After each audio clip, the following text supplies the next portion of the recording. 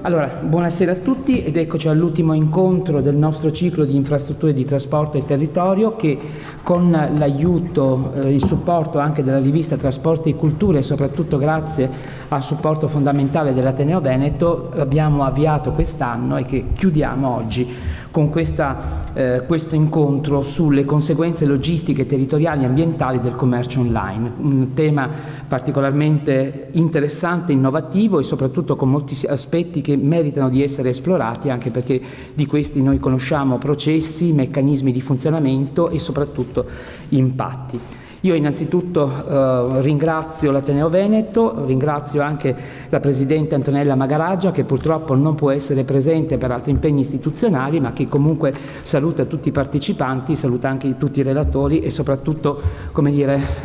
rassicura sulla sempre cordiale ospitalità e accoglienza dell'Ateneo a questo tipo di iniziative. Ringraziamo poi anche l'Ordine degli Architetti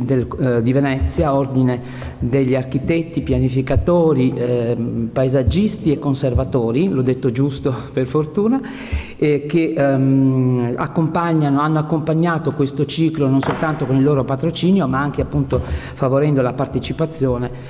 dei suoi iscritti. E da questo punto di vista abbiamo un riscontro particolarmente interessante del rilievo che alcuni argomenti, alcuni temi hanno presso l'ordine, presso gli iscritti all'ordine. Il convegno di oggi avrà qualche particolarità,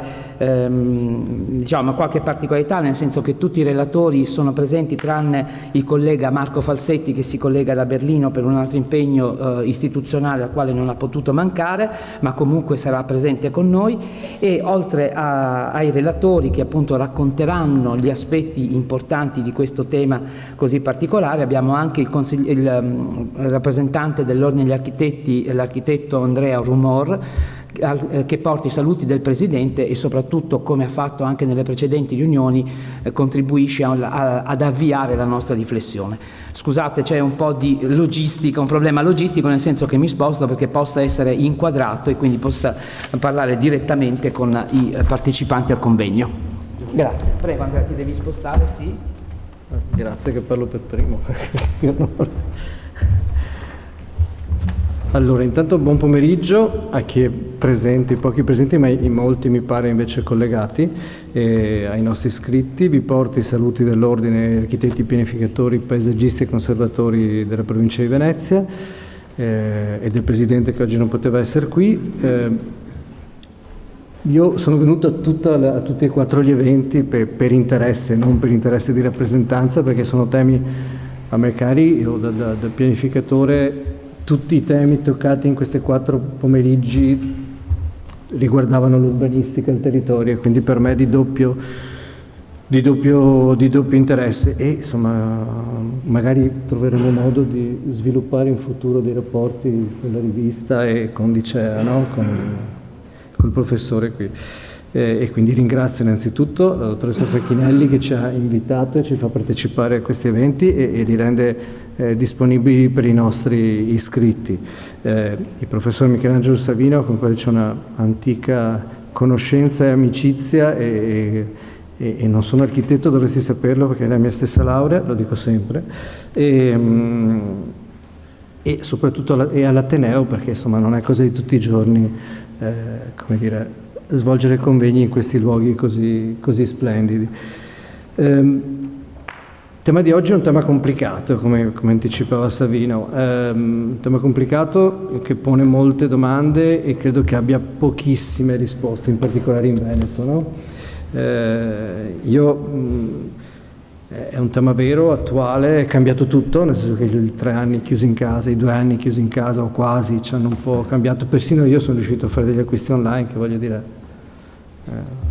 con tutta la pazienza dei miei figli, questo ci è voluto, e sarei anche un po' restio, insomma, comunque utilizzare le grandi catene, proprio perché forse so un po' di più cosa c'è dietro, e sono queste tutte le domande che abbiamo in testa, credo. Ed è cambiata soprattutto, e questo mi preme dirlo, mi permetto appunto di fare una piccola riflessione, la nostra percezione del territorio e dello spazio. Non c'è più, lo spazio-tempo è finito, nel senso che il pacchetto ti arriva a casa in 2 giorni, 3, no? Non c'è più, non devi fare il viaggio, non devi fare la gita all'outlet come faceva un'impiegata che conosco bene, un po' di anni fa mi spiegava che si dedicava delle giornate per arrivare agli outlet e poi sono andato a vedermi cosa sono queste cose di 90, eccetera.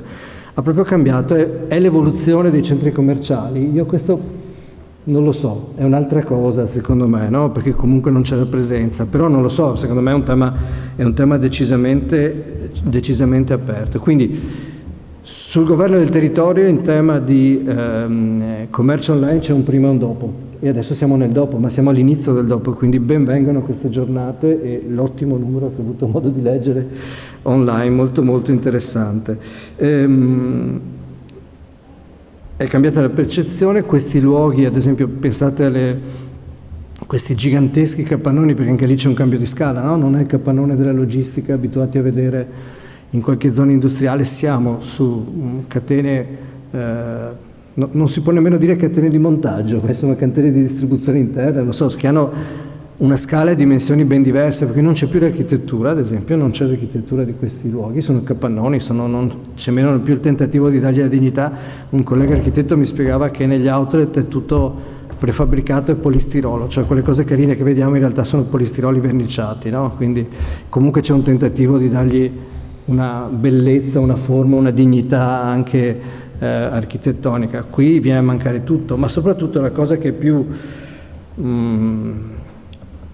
forte, direi, è che i 2 anni di Covid hanno accelerato probabilmente questa tendenza, no? Non so, io ho 2 figli ancora abbastanza giovani e in particolare il più giovane è abbastanza abituato a fare gli acquisti online, no? Probabilmente le generazioni di 20-30 anni adesso sono più abituate di me, che ormai sono un po' vecchiotto, a fare queste cose. Appunto, ho imparato anch'io perché eravamo chiusi in casa, qualcosa, è comodo, è veloce, cercavo un libro, mi arrivava dopo 2 giorni. Io faccio ancora fatica perché ho ancora il piacere di una maglia, non riesco a comprarla online, un paio di scarpe non riesco a comprarle online, come si fa? Io continuo a chiedermi, però c'è tanta gente che lo fa. È ovvio. Ho in mente purtroppo un amico che è costretto a casa in sedia a rotelle da un po', lui riesce ad acquistare, a fare varie attività, tutto con online, quindi questa cosa per lui è un grandissimo vantaggio, ha eliminato le barriere in questo caso, no? Però cavoli, quando vedo il corriere che arriva sulle scale, perché è il mio pianerottolo, cavoli, ma questo viaggia tutte le ore del giorno, perché abbiamo i camion della grande distribuzione che arrivano da mezza Europa che gira di notte. Di giorno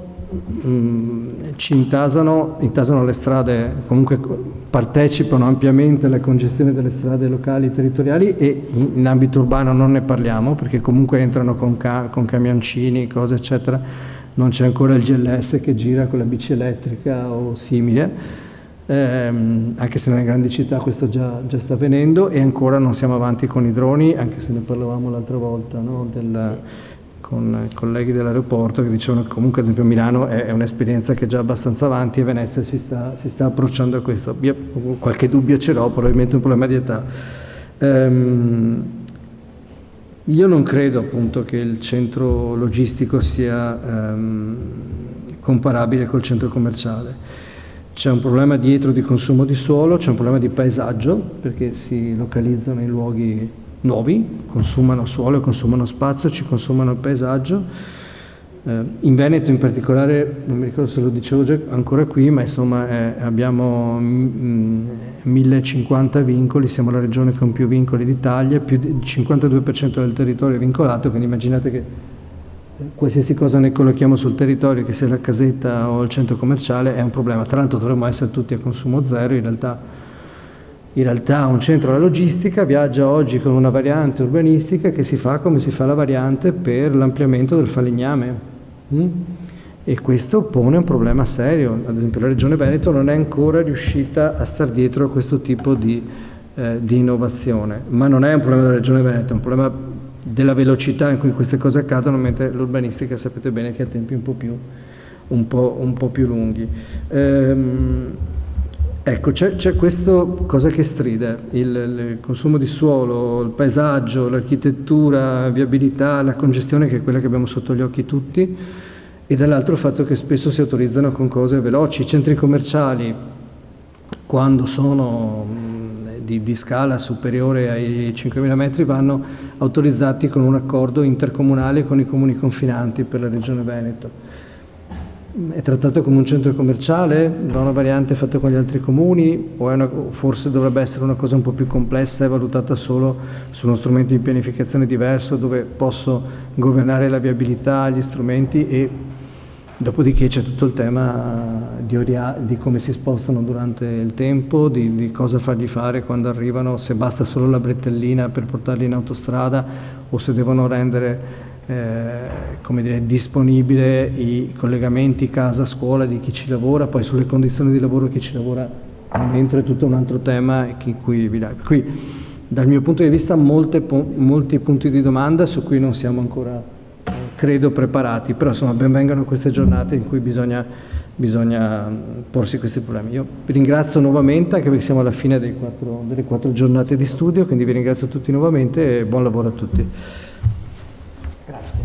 Grazie Andrea. Cambio. Sì, vado di là. Ascoltarvi. Perfetto. Allora, a me, io dovrei...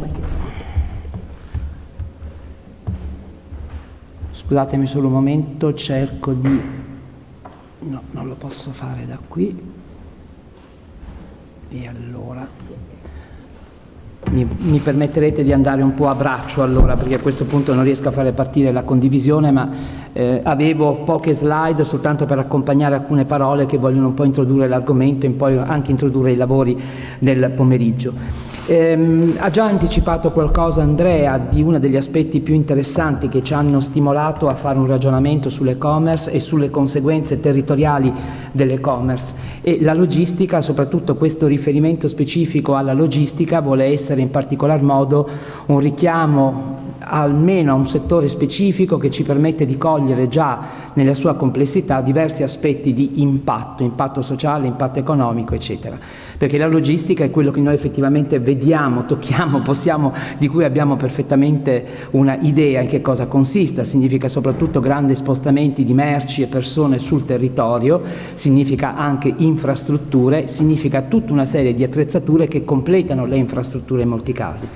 E lo sviluppo della logistica ha visto nel corso degli ultimi tempi, come voi sapete, non soltanto una grande crescita dei volumi di traffico, ma soprattutto anche la creazione di attrezzature, di potenziamento delle infrastrutture che sono state spesso oggetto di discussione e di dibattito politico. E questo è uno dei primi aspetti sui quali noi dobbiamo ragionare. L'e-commerce, che ci è sembrato anche durante la pandemia come qualcosa di assolutamente intangibile, qualcosa che era appunto nell'etere, ma che in realtà aveva, come dire, una consistenza, un radicamento, una proiezione spaziale ben evidente, l'e-commerce, diciamo, è stato per molti versi un acceleratore di un processo di trasformazione e di evoluzione di un settore che oggi è diventato uno degli elementi più caratteristici della trasformazione del processo che noi stiamo vivendo. Quindi la prima cosa che noi dobbiamo sottolineare è che dietro all'e-commerce, oppure dietro anche alla evoluzione della logistica, c'è una profonda trasformazione, una trasformazione del processo produttivo sicuramente, che ha anche altri canali attraverso i quali, per esempio, raccoglie e recupera le materie prime necessarie al processo produttivo, ma anche poi dopo fa circolare il bene finito verso i mercati. I mercati stessi a loro volta hanno un meccanismo di, come dire, accelerazione nei meccanismi con i quali le merci circolano, appunto dal mercato anche verso il destinatario, verso appunto l'acquirente, e tutto questo sembra non avere degli impatti spaziali. In realtà ce li ha soprattutto nel corso degli ultimi tempi, e quello che noi stiamo vedendo spesso in alcune polemiche che sono scoppiate sul territorio è che gli impatti sono molto più, come dire, elevati di quanto non ci si aspettasse. Lo vediamo per esempio nelle recenti polemiche che si sono avute qui in Veneto, che sono anche uno dei motivi per i quali c'è nel corso degli ultimi tempi una particolare attenzione per questa tematica. Di recente per esempio a Padova si discute dell'insediamento del nuovo centro di smistamento merci di Ali, una catena di supermercati che voi conoscete, spero che non sia un messaggio promozionale da censurare, perdonatemi, però è diventato un oggetto di grande discussione politica. Nessuno mette in dubbio la necessità dell'attrezzatura, quello che si mette in dubbio è le modalità con le quali questo viene localizzato sul territorio e le modalità con le quali questo viene creato, determinando alcuni di quegli aspetti dei quali appunto oggi avremo occasione di approfondire con i nostri colleghi, con i nostri relatori, e che sono molto spesso alla base delle tante polemiche che emergono. Per esempio dell'impatto sui consumi di suolo, che continuano a essere uno dei fattori negativi della nostra crescita a danno delle risorse naturali, e in molti casi anche degli effetti di congestione spaziale, possiamo dire, più che di congestione del traffico, che queste attrezzature impongono. Avete sicuramente sentito parlare della realizzazione del polo di Amazon a Roncade, in provincia di Treviso, e anche questo è qualcosa che si trascina dietro delle polemiche che vanno dal potenziamento dell'autostrada Venezia-Trieste, di cui abbiamo avuto opportunità di parlare 2 incontri fa al nostro secondo convegno, e del quale appunto si è parlato soprattutto come il potenziamento di quell'infrastruttura fosse proprio legata all'aggravio, diciamo, del trasporto merci, soprattutto di carattere internazionale. E sicuramente avete anche notizia delle discussioni che ci sono state intorno al polo Amazon di Castelguglielmo San Bellino in provincia di Rovigo, soprattutto per una particolarità che rappresenta un elemento ulteriore di riflessione. Se per esempio il polo di Roncade cade in una zona che è già fortemente urbanizzata, è una zona già industrializzata, come dire, fa parte di un sistema insediativo ormai già sviluppato, attrezzato, maturo, in realtà il polo di Rovigo cade in un territorio all'interno del quale non esistono altri tipi di attrezzatura, non esistono altri sistemi insediativi se non centri molto piccoli, molto esigui dal punto di vista della loro consistenza spaziale. Esistono delle attrezzature, delle infrastrutture che hanno giustificato quella localizzazione, ma in realtà è una sorta di cattedrale nel deserto, è una dicitura che noi usavamo molto spesso. E questo per esempio è una cosa estremamente interessante, perché fa pensare a queste attrezzature, a queste strutture come slegate spesso al territorio che li circonda, come qualche attrezzature avulse dal territorio nel quale queste insistono. E questo è un primo elemento di riflessione, soprattutto dal punto di vista delle strategie di localizzazione che queste imprese, molto spesso multinazionali, extra-regionali, sviluppano per l'insediamento delle loro attrezzature. C'è un altro elemento estremamente interessante, anche questo noi l'abbiamo vissuto e fa parte del nostro dibattito politico. Le polemiche che che accompagnano spesso l'insediamento di questi poli vengono molto spesso spente, attenuate possiamo dire, con la giustificazione di creare delle nuove condizioni, delle nuove opportunità di lavoro sul territorio. E questo diventa un termine, una questione rispetto alla quale spesso, come dire, le argomentazioni sono difficili, soprattutto nel momento in cui noi vogliamo veicolare questo tipo di informazioni verso la collettività, verso i cittadini, rispetto ai quali alcuni temi, per quanto ci sia una cresciuta sensibilità per le tematiche ambientali, in realtà consumo di suolo è ancora una questione sulla quale si può riflettere, si può discutere, rispetto invece alla possibilità di avere nuovi posti di lavoro, che invece sembra essere un'emergenza continua e costante che bisogna assicurare, che bisogna garantire. Allora questo è un altro dei temi, molto spesso cercare di capire come queste attrezzature completano il nostro sistema dal punto di vista occupazionale, come lo rendono effettivamente competitivo dal punto di vista anche di tutte le attrezzature necessarie perché un sistema territoriale sia economicamente avanzato e sviluppato.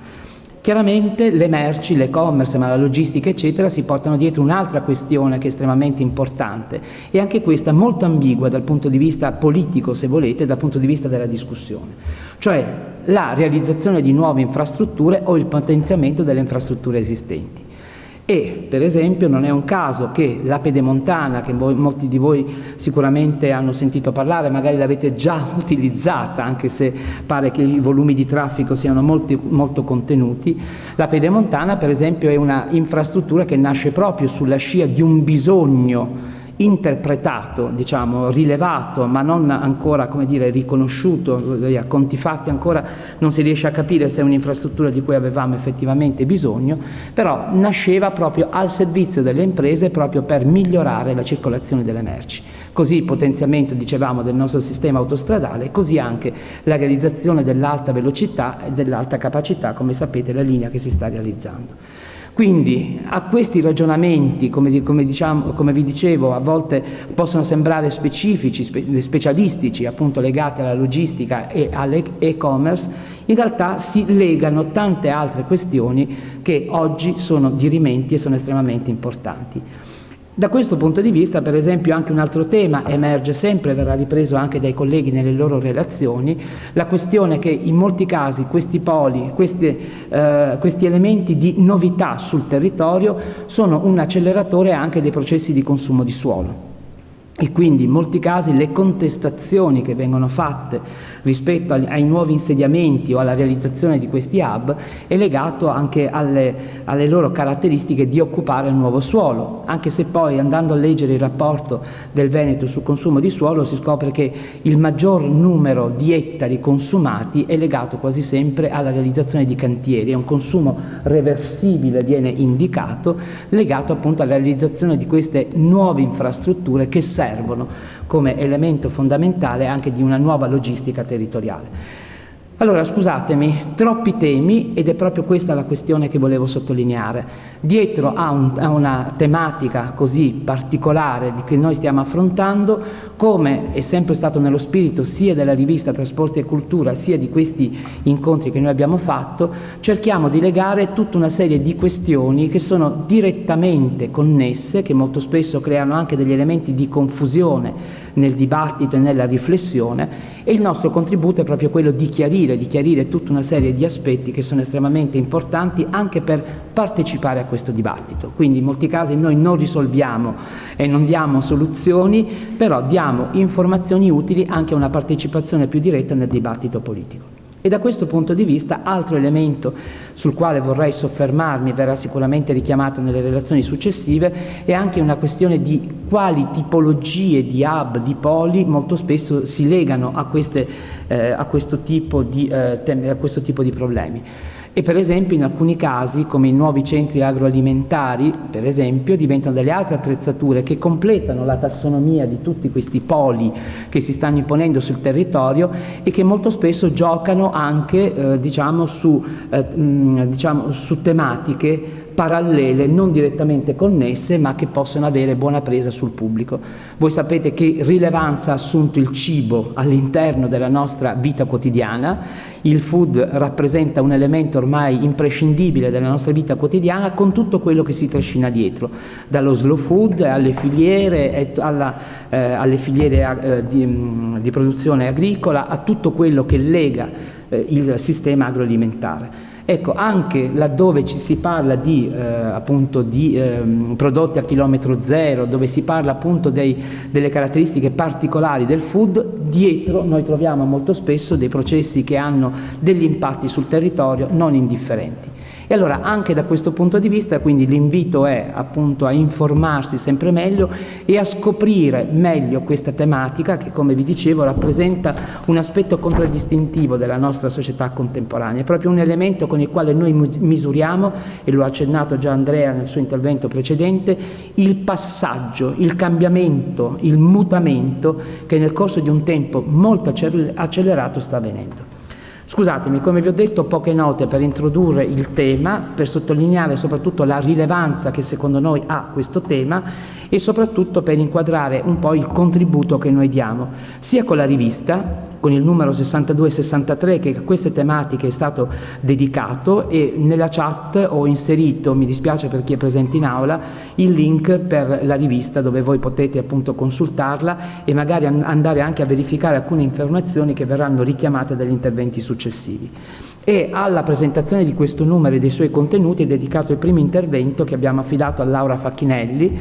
direttrice e responsabile della rivista e, come sapete, organizzatrice anche di questo ciclo di seminari. Seguirà questo l'intervento del collega Luca Tamini del Politecnico di Milano, del collega Marco Falsetti della Sapienza di Roma, che poi presenterò al momento opportuno. Allora, per non dilungarmi troppo, lascio la parola allora a Laura Facchinelli perché possa presentare il numero della rivista che, appunto, come vi dicevo, è alla base di questa iniziativa. Grazie. Laura, tocca a te. In condivisione il mio... Allora, tu dovresti andare qui, condividere, Sì. Facchinelli, poi devi fare vista, poi l'unica cosa che dovremmo poter fare, no scusami, non faccio niente perché, ok? Condiviso così, sì. Sì, Allora, devo presentare brevemente questo numero della rivista dal quale prende spunto appunto questo convegno di oggi. Ecco, volevo anche sottolineare che questo ciclo di incontri è organizzato da me, ma insieme a Michelangelo Savino, professore dell'Università di Padova, e dunque Giovanni Giacomello, che è sempre del Licea di Padova. Allora, brevemente presento questo numero, Logistica e paesaggi del commercio online. Allora, gli obiettivi della rivista credo che non occorra che li spieghi, perché già più volte abbiamo organizzato degli incontri proprio partendo da da alcuni numeri monografici. Comunque, insomma, parla di infrastrutture, diciamo con molti punti di vista, fra tecnica e cultura umanistica, con attenzione sul paesaggio e con parole chiave che sono qualità del progetto, rispetto del contesto storico, priorità dell'interesse collettivo, efficienza e benessere. Ecco, elementi che non sempre vengono messi in primo piano. Questi sono i 3 numeri che sono usciti prima di quello che presentiamo oggi. Uno è territori fra diversità e omologazione, a seconda di come vengono costruiti appunto gli edifici eccetera nelle varie città del mondo, che insomma tendono un pochino ad assomigliarsi fra loro purtroppo. Un altro numero, il numero 60, parlava di mobilità, trasporti con gli effetti della pandemia che abbiamo attraversato a partire dal 2020, e poi il numero 61, nuove forme di turismo, che partiva sempre dagli effetti un po' della pandemia, che induceva a, diciamo, modalità diverse di spostamenti e turismo, ma anche nuovi stili di vita, perché si rimette un pochino in discussione anche partendo da questa, diciamo, costrizione che abbiamo vissuto durante quel periodo, anche ecco, l'idea di vivere in modo diverso anche i luoghi che andiamo a conoscere, e non soltanto le città d'arte, per esempio, congestionate da masse di turisti, come per esempio Venezia. Ecco, ci sono anche altre modalità di insomma, spostamenti e di viaggi. L'ultimo numero che è uscito è già in rete, la città dei pedoni, appunto il numero 64. Stiamo lavorando al numero 65, che è curato da una docente del Politecnico di Milano, su antiche strade e nuovi paesaggi, con riferimento anche alla come dalle antiche strade siamo arrivati ai percorsi, diciamo, attuali, ai tracciati attuali delle strade, delle autostrade eccetera. Questo numero appunto l'abbiamo presentato già a Milano presso il Politecnico, ecco, per interessamento del professor Luca Tamini, che è qui presente, che parlerà appunto oggi qui. E sono appunto gli effetti del commercio online che non vengono considerati a volte, e che sono, ecco, poi vedremo anche quali sono i punti di osservazione, diciamo, di questi problemi. A Milano appunto abbiamo fatto un seminario del Politecnico con la partecipazione di molti studenti che erano molto, molto attivi e molto partecipi, e presentiamo oggi lo stesso numero qui in questa sede. È un tema nuovo, come diceva il professor Savino. Questo è il sommario, e ecco, già è stato accennato a quali sono i punti cruciali, diciamo, di questo tema, cioè le merci che vengono concentrate in magazzini, perché devono essere raccolte e poi smistate, devono essere poi trasportate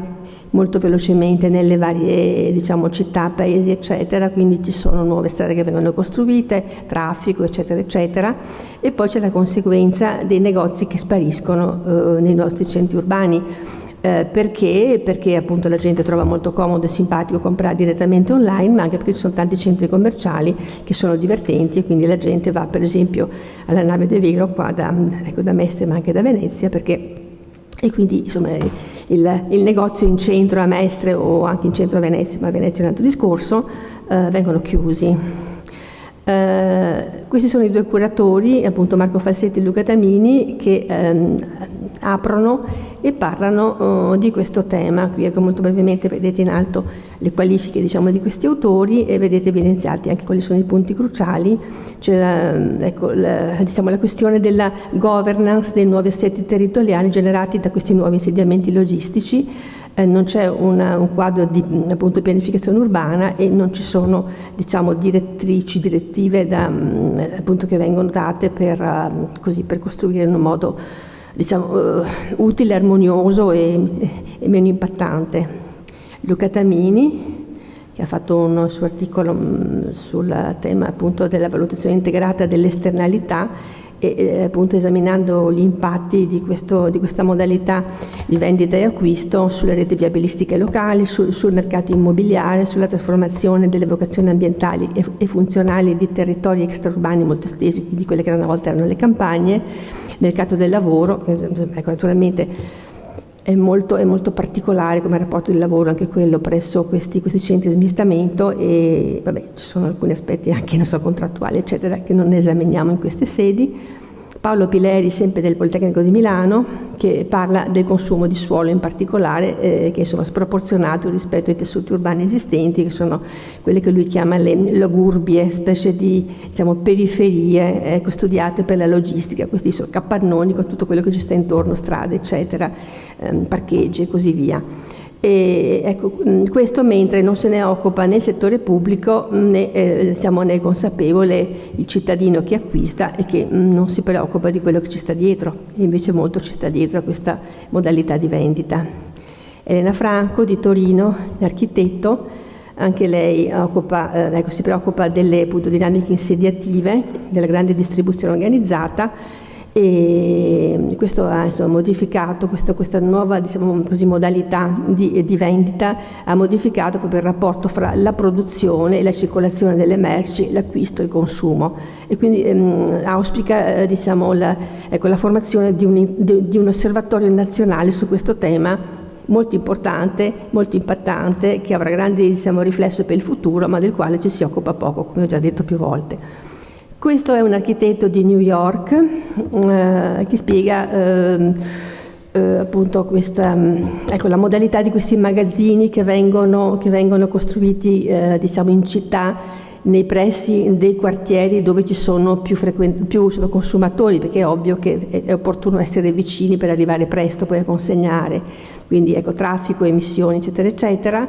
E dice che anche a New York ci sono le prime strutture, invece che in orizzontale, come sono appunto i capannoni nelle nostre campagne, in verticale, quindi sono strutture a 2-3 piani e più,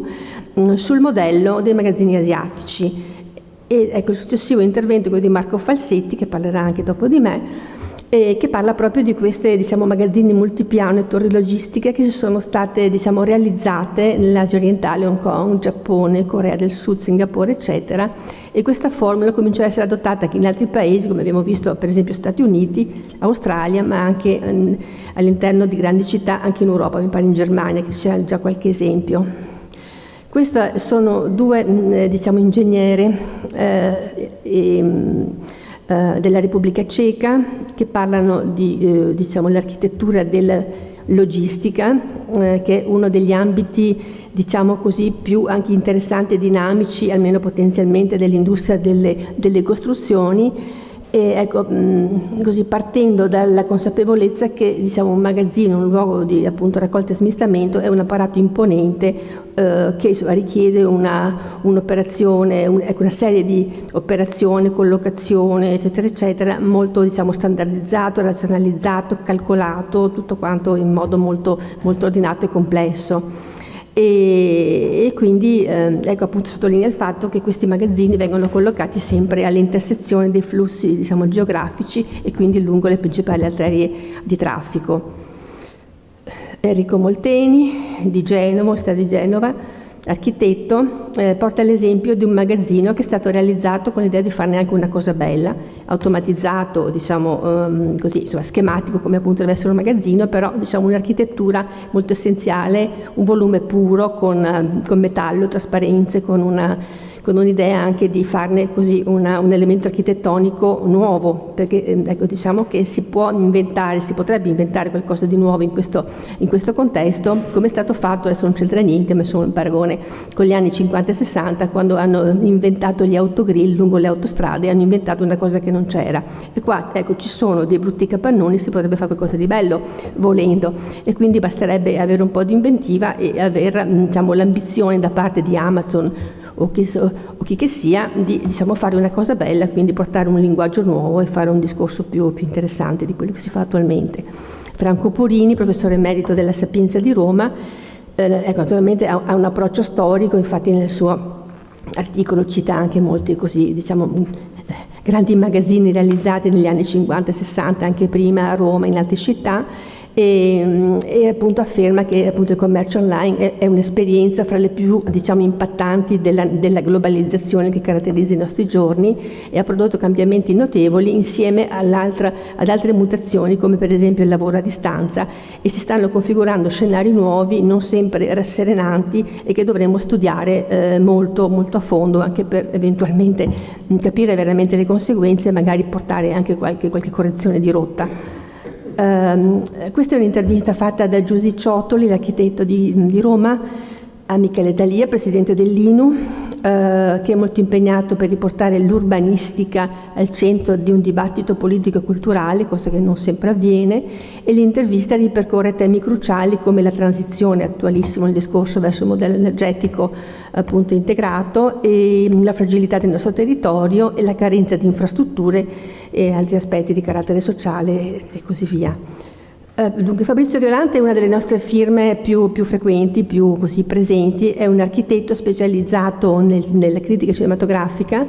e lui ha trovato due film, in particolare Autofac, è un film di Ken Loach del appunto 19, dove ecco, sono così fra i pochi esempi di film dove diciamo si parla dei temi della produzione e del lavoro. Nello scenario di queste piattaforme digitali e degli appunto scambi commerciali che diventano non più fisici da persone, ecco, da negoziante ad acquirente, ma appunto diventano virtuali, come appunto quelli del commercio online. Io ho fatto una recensione di questo libro di Jacopo De Michelis, e qui cominciano 3 articoli che abbiamo pubblicato dedicati a Milano. Questo è un thriller del nostro autore veneziano Jacopo De Michelis, ambientato nella diciamo, stazione dunque centrale di Milano, che lui vede come un luogo affascinante per la sua storia, per le sue dimensioni, la sua architettura, ma anche inquietante. Lui immagina che ci siano, oltre a così qualche insomma, ecco, problema di carattere sociale anche così non molto rassicurante dell'intorno, ed è la realtà, ecco, immagina che ci sia nei sotterranei tutta una vita molto, molto inquietante, e delle forze oscure che vengono appunto che emergono raramente, ma ecco, scendendo sempre sotto la stazione sempre di più, lui immagina che ci siano addirittura delle guerre, eccetera, eccetera. E quindi è una cosa veramente da leggere, abbastanza così, diciamo, un tema e un intreccio che un pochino, diciamo, stordisce, perché è appunto molto, molto lontano dalla realtà che noi conosciamo, che però prende appunto il lettore fino all'ultima pagina, e in fondo è quella che deve fare un narratore. Quindi si può dire che è un romanzo, diciamo, interessante. Sempre a Milano e sempre, diciamo, nell'ambito dello spazio della stazione centrale c'è questo studio appunto pubblicato da 2 giovani diciamo, ricercatori del Politecnico, che parlano dei magazzini raccordati che sono sotto la stazione, quindi questo insomma, non è una cosa, diciamo, fantastica come quella del romanzo, ma una cosa reale. Sono dunque 126 magazzini raccordati da 2 binari che erano stati concepiti negli anni 30, quando è stato costruito appunto il complesso della stazione centrale, come, diciamo così, punti di partenza e di arrivo delle merci. Questi luoghi poi sono stati abbandonati, hanno una grande potenzialità. Occorrerebbe sensibilizzare prima gli enti pubblici e poi anche i cittadini per, diciamo, pensare a come riqualificarli in modo che diventino un punto di interesse e un punto di attività economiche. Poi c'è Ambrogio Filippini, che è un ingegnere di Milano, che parla dei navigli, e anche qua si parla della possibilità di potenziarli mentre sono stati abbandonati, quando dal Medioevo avevano la funzione proprio di garantire il trasporto delle merci, il movimento dei passeggeri eccetera, poi sono stati abbandonati per le ragioni che ben sappiamo, l'avvento dell'automobile e così via, però avrebbero potenzialità anche dal punto di vista turistico. In particolare il canale Martesana potrebbe essere utilizzato per il trasporto pubblico, anche perché fa capo alla zona di Porta Nuova, che è stata rivitalizzata con un grande progetto di architettura. Vediamo se poi il Comune di Milano, che comunque mi sembra abbastanza attivo e dinamico, riuscirà a realizzare una cosa in questo senso. E infine, sempre in tema di architettura, in movimento, ma è una cosa un po' diversa, un saggio di una giovane ricercatrice, Giorgia Sala, che ha parlato del progetto dell'automotrice diesel Belvedere degli anni 40, utilizzata fino al 65 e ancora oggi interessante, anche perché è stata un primo elemento di interesse dell'architetto verso l'oggetto industriale, quindi ha aperto un pochino un nuovo fronte, poi si sarebbe affermato nel design italiano. Ecco, questa è la nostra home page e grazie, ho finito.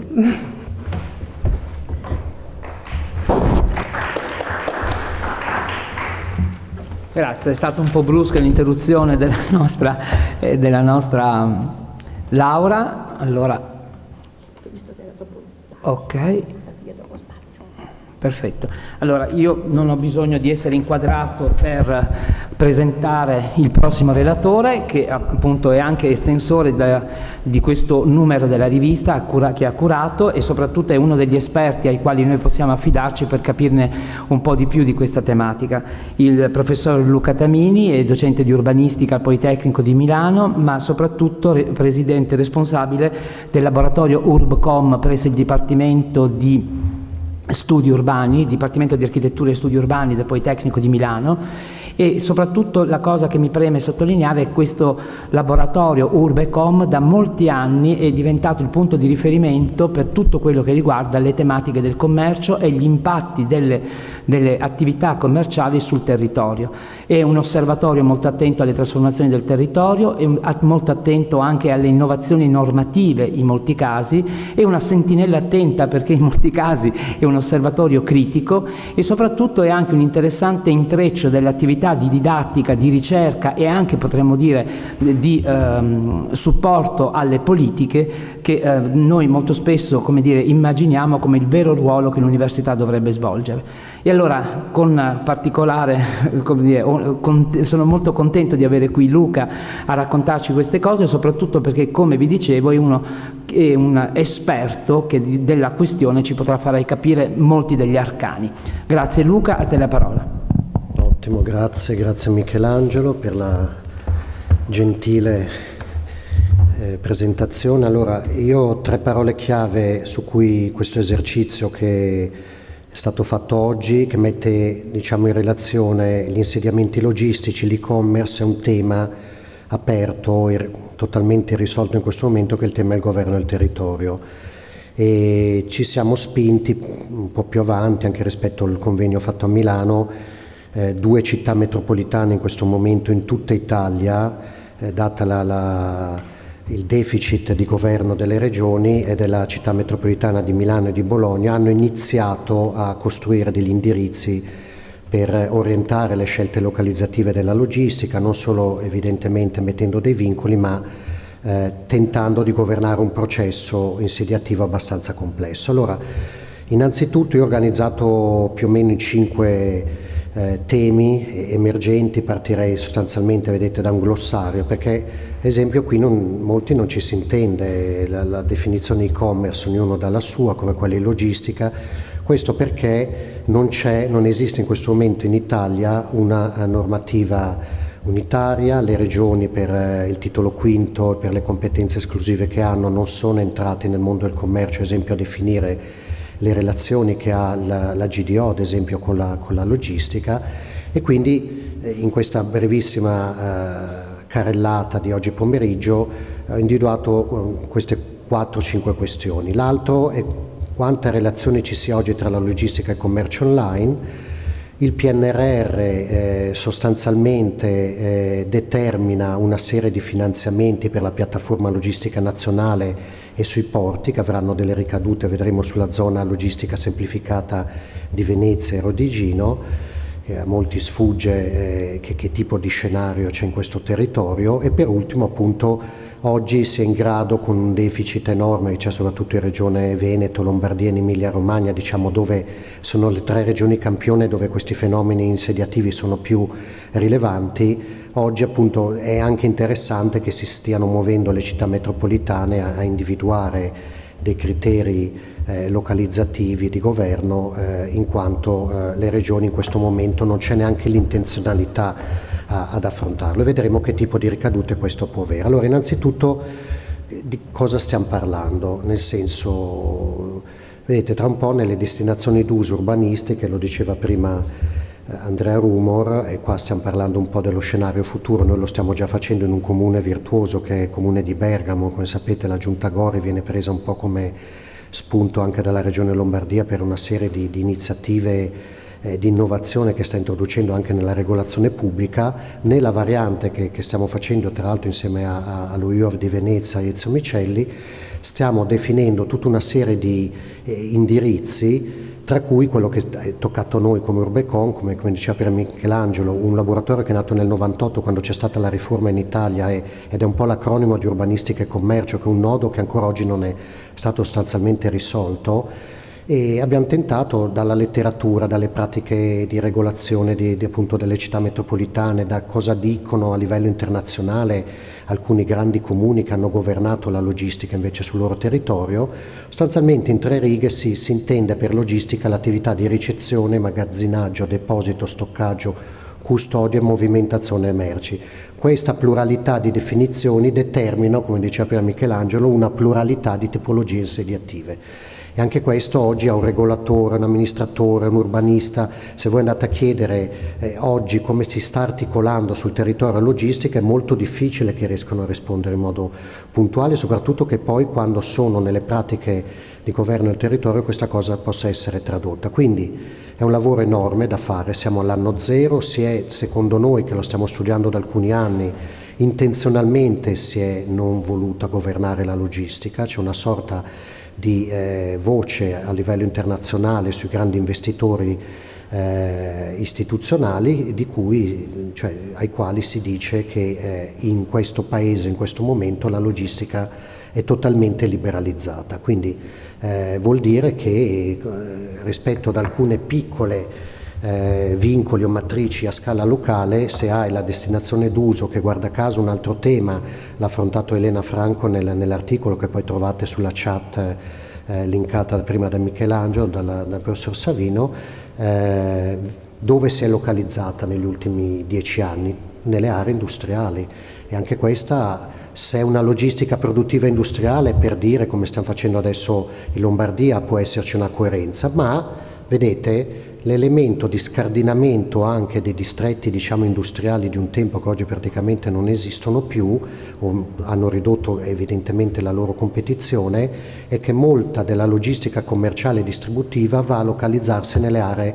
industriali, nelle aree produttive, con elementi di sinergia pari a 0, anzi utilizzando, come dice Bernardo Secchi, diceva Secchi, il capitale fisso sociale che è stato per anni inserito su quel territorio, e quindi con un ruolo di free rider, di utilizzatori del territorio senza incrementarne la dotazione, vanno in luoghi che sono già infrastrutturati, già il lattore pubblico ha pagato una serie di oneri importanti come quelli privati che sono localizzati, ma sostanzialmente non vanno a allargare l'elemento qualitativo di quel territorio. E poi vedete un'altra cosa spiazzante: nel momento in cui ci siamo messi a lavorare, vedete, questo in Lombardia si chiamano PGT, che vuol dire piano di governo del territorio, supera completamente il modello INU che c'è in Emilia Romagna, in Toscana, in Lazio, in parte in Veneto l'ha reinterpretato. Ci sono ancora le norme tecniche attuazione, dove si può anche in termini di classificazione dire qualcosa. Poi nell'ammissibilità nelle varie zone del territorio si può dare l'ammissibilità o meno, ma il problema è che oggi, mancando uno sfondo nazionale, i comuni stanno tentando di costruire quella tassonomia e c'è una grandissima differenza tra un magazzino logistico specializzato, non specializzato, che cos'è sono i centri di distribuzione alimentare, tutta la GDO ruota anche in Veneto rispetto a questi grandi centri, quindi localizzando 3 centri di distribuzione tu riesci a coprire tutto il territorio regionale. L'e-commerce viaggia per i fatti suoi con le sue piattaforme, e poi soprattutto stanno una forte richiesta nel mondo immobiliare oggi è il cosiddetto cross-docking. Se qualcuno vi chiedesse che cos'è, immagino pochissimi, non lo sapevo anch'io fino a quando mi sono messo a studiare queste cose. Il cross-docking è una nuova formula particolarmente innovativa per il mondo logistico, in quanto sostanzialmente non hai stoccaggio di merci, quindi tu è gestito dai grandi vettori del trasporto, dove sostanzialmente le merci le sposti da un vettore all'altro senza mai stoccarle in un magazzino. E questa cosa, immaginate, quando poi parliamo un urbanista, un regolatore pubblico del territorio, ma come fa a classificare queste? Addirittura qualche comune le ha individuate come dei servizi. Quindi ripeto, il tema è enorme, bisogna affrontarlo di volta in volta. E la stessa cosa sull'e-commerce. Sull'e-commerce, diciamo, l'enciclopedia Treccani, che ha aggiornato nel 2023 la propria definizione, anche qui prendendo un po' evidentemente dalla letteratura o da quello che si dice in giro, almeno in Europa: transazione e scambio di beni e servizi effettuati mediante l'impiego della tecnologia. E qua ancora non traduce in termini in italiano: telecomunicazione, informatica, vedete, internet, i PC, la TV digitale, eccetera. Quindi vuol dire tutto l'elemento di scambio. Ad esempio, altra domanda che vi faccio: un operatore come Amazon, come Zalando, che sono presenti in modo consistente in Regione Veneto, come sono classificati ad esempio nei codici ATECO di una Camera di Commercio? Sono classificati come attività commerciali? No. Anche questo, immaginate che tipo di spiazzamento. Loro ad esempio sono registrati in tutti i territori come operatori logistici, quindi non rientrano nella Bersani, non rientrano in neanche nella Bolkestein, nelle direttive europee, per cui sono in una situazione dove anche oggi, se parlate con le vostre associazioni di categoria a livello locale o regionale, addirittura molte di queste piattaforme logistiche sono iscritte alle associazioni di rappresentanza delle imprese, quindi si creano, come diceva prima Michelangelo, dei cortocircuiti anche spesso a livello decisionale. Quindi andiamo a vedere dei numeri, nel senso, qui è bello avere delle opinioni, è interessante scambiare punti di vista. La base, noi abbiamo un osservatorio politecnico, che lo dico agli ingegneri presenti, è un osservatorio particolarmente importante a livello nazionale, l'hanno attivato il Dipartimento di Ingegneria Gestionale, dove sostanzialmente ha intuito che questo è uno dei temi del futuro su cui presidiare e raccogliere da migliaia di imprese dei dati che in modo aggregato loro ogni anno restituiscono. E vedete cosa è successo nel lockdown, vedete quanto è cresciuto poco, ma è cresciuto lo stesso tra il 19 e il 20, e adesso siamo in una linea esponenziale, sostanzialmente 48 miliardi di euro. Immaginate, aumenta del 20%, ci sono poche attività economiche che hanno un incremento del 20% all'anno, il 23 tra il 20 e il 21 quando si è riaperto tutto, quindi in teoria il consumatore doveva tornare nei negozi fisici, è successo esattamente il contrario. Ci sono intere generazioni, io lo vedo in università, noi abbiamo studenti come a Padova, da 19 a 24-25 anni, loro, quando noi li interroghiamo, anche per nostra curiosità, è molto raro che utilizzino oggi i negozi fisici, cioè sostanzialmente c'è un segmento di popolazione che utilizza solo l'online per i propri acquisti, e se va in un negozio fisico lo fa solo in termini comparativi di prezzo, per poi andare a fare l'acquisto finale in rete. Questa cosa, bene o male, non sta a noi giudicare, è un fenomeno. Questi dati lo restituiscono, adesso non c'è tempo per commentarli, poi li trovate agilmente online, ma vedete, bisogna sempre differenziare nell'e-commerce, quando fate qualsiasi riflessione anche a livello locale, il tema della vendita di prodotti dalla vendita dei servizi. Guardate cosa è successo col lockdown,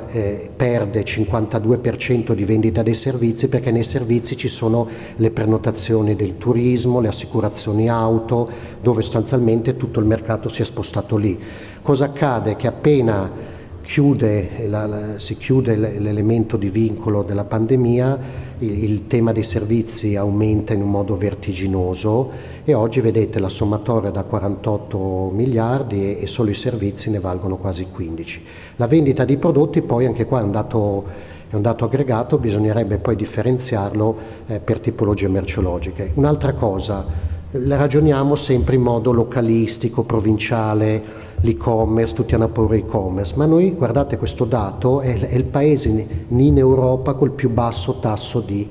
penetrazione. Qualcuno è già preoccupato. Allora uno va in UK, siamo a 143 miliardi di fatturato fa l'e-commerce e soprattutto ha un 30%, che è questo, che è il tasso di penetrazione. Cosa ci spiegano i nostri colleghi gestionali? Che fatto 100 il mercato del retail fisico e online, il 30% UK quindi viene presidiato dall'online, che è un dato enorme, cioè negli Stati Uniti ci sono solo alcuni stati che oggi arrivano al 35%, l'Italia all'11%, è più alto della Spagna, ma siamo molto più, e non è indietro avanti, sono dinamiche distributive completamente diverse. La Germania e la Francia sono intorno al 14%, che comunque è tanto. E anche qua non spaventa il dato, almeno non spaventa chi lo studia. Se solo la vendita di prodotti fa 33 miliardi in Italia ed è pari all'11%, vuol dire che nel retail fisico ci sono oltre 300 miliardi di acquisto, quindi non è assolutamente vero che sta mettendo in crisi soprattutto i negozi di vicinato urbani. Spesso non hanno nessuna correlazione queste chiusure, perché queste chiusure c'erano anche 10 anni fa. Negli Stati Uniti cosa sta avvenendo? Sta avvenendo il fenomeno dei dead mall, cioè questa tassi così alti di penetrazione, l'e-commerce in modo controintuitivo, ma bisognava pensarci che se arrivasse a questo punto, sta iniziando a far chiudere i grandi centri commerciali, per cui quello che noi diciamo spesso ai regolatori, agli amministratori pubblici, attenzione che chi entra in crisi nei prossimi anni, se venite in Lombardia ci sono già una decina di centri commerciali abbandonati. Questa cosa io l'ho raccontato anche ai vostri amministratori regionali, questa cosa avverrà anche in Veneto, è una cosa abbastanza strutturale, perché ad esempio chi entrano in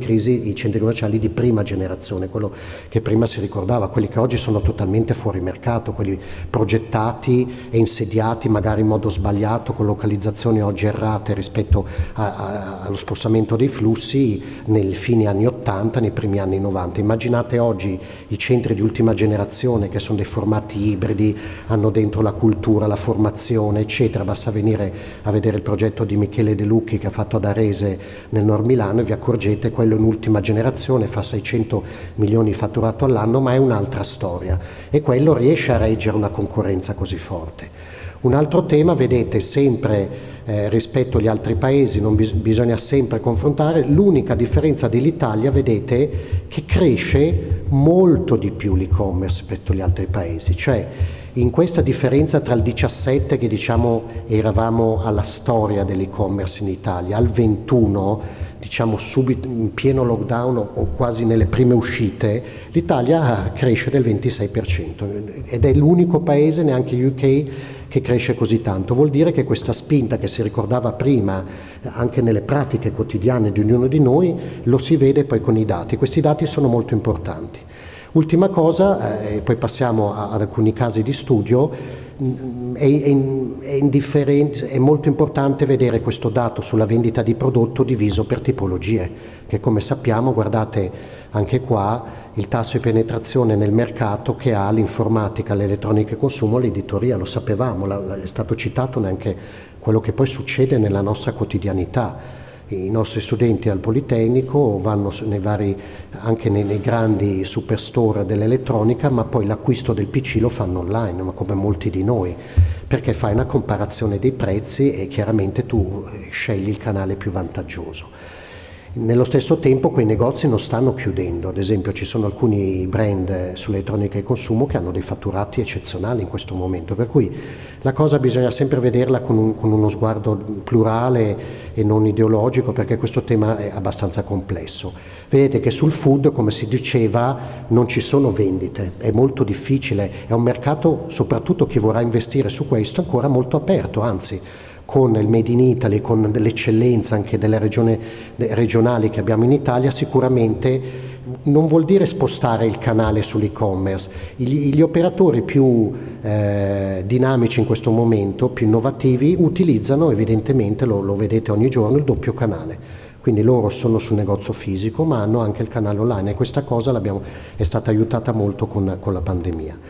Andiamo a vedere il rapporto logistica e e-commerce, ad esempio, è molto complesso anche qua. Prendiamolo da un punto di vista che prima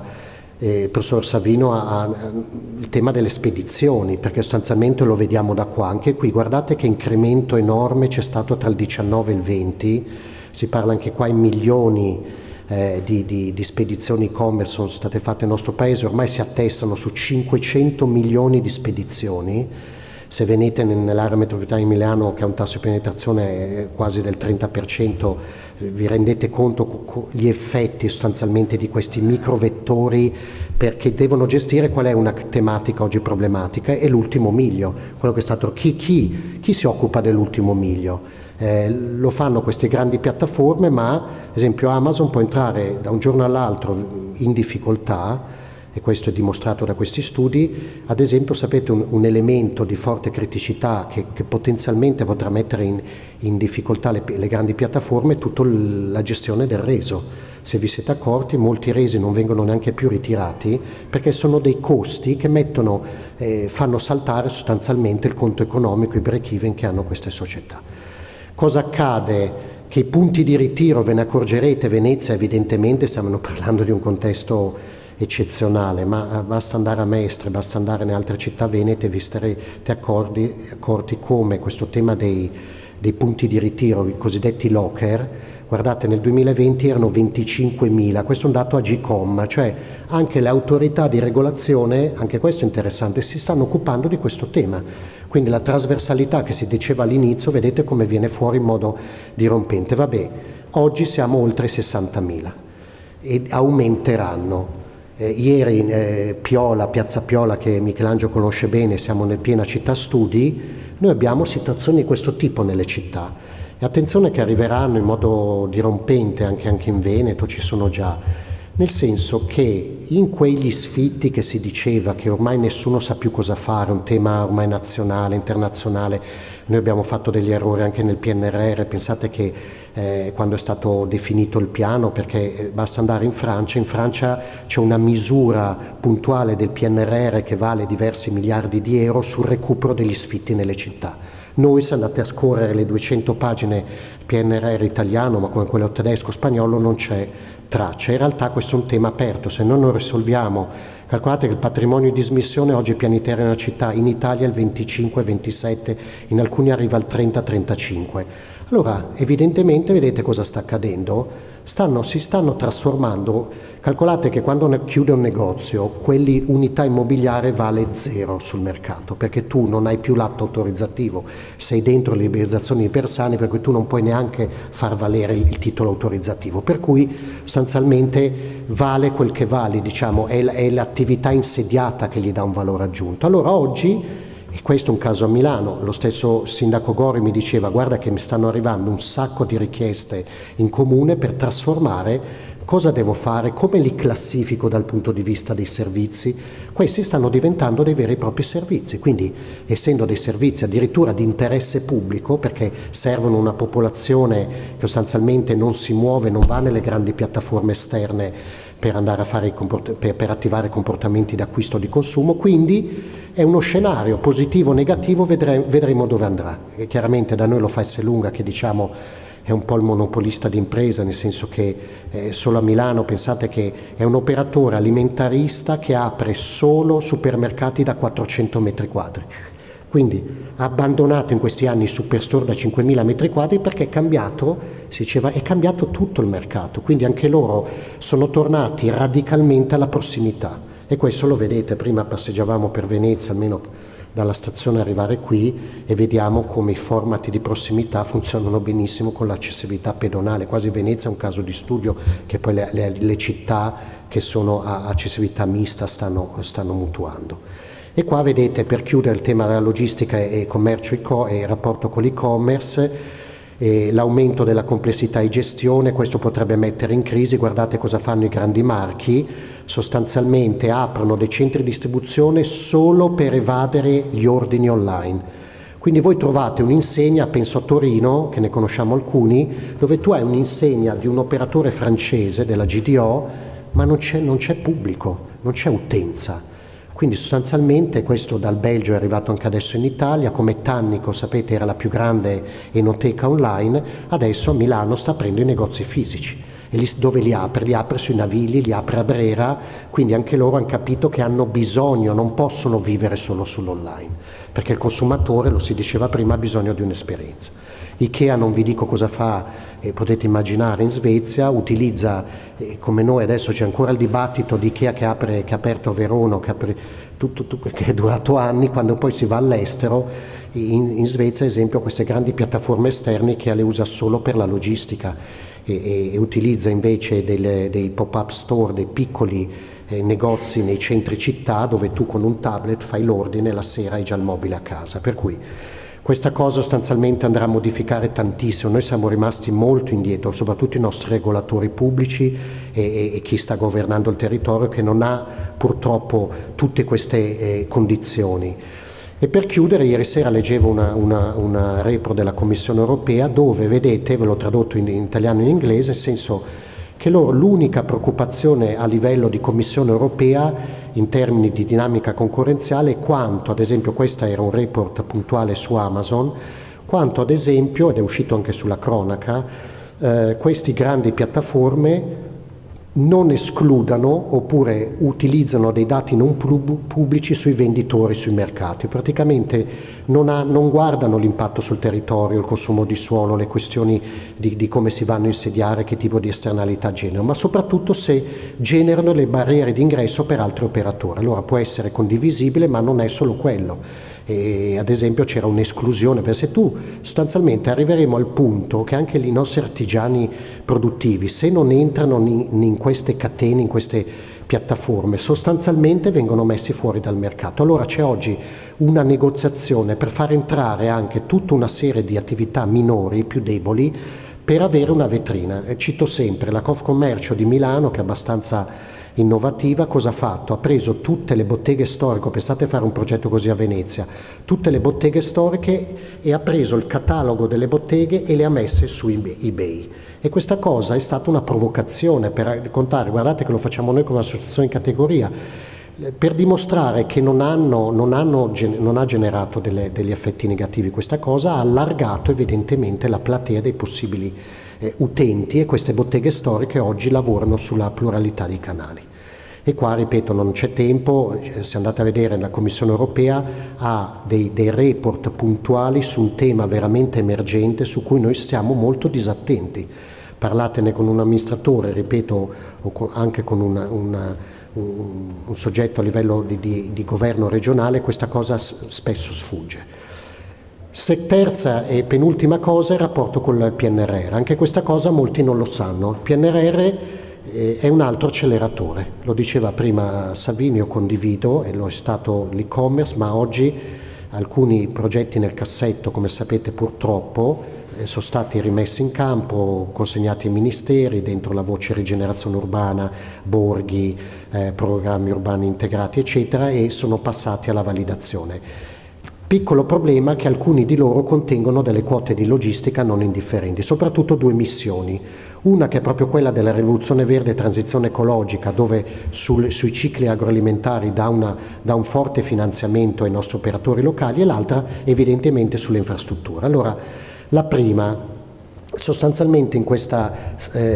differenziazione che è stata fatta nel piano nazionale di ripresa e resilienza, vedete che sul tema che citava ancora prima Michelangelo, noi abbiamo un lavoro enorme da fare sullo sviluppo di questa filiera agroalimentare sostenibile. Il PNRR la sostiene. Per farlo bisogna costruire delle piattaforme, e quindi ci sono già degli operatori internazionali, soprattutto olandesi, che stanno entrando nel nostro paese, che hanno una qualità altissima di intervento anche progettuale, e stanno sostanzialmente presidiando questo tema, dove, se andate al Ministero competente agricoltura, ci sono già dei bandi aperti, e bisogna capire come poi effettivamente andrà sostenuta questa filiera. La logistica può essere una soluzione, ma non quella esclusiva. L'altro evidentemente è tutto il tema dell'intermodalità. Vedete, missione 3, 25 miliardi solo su questo punto.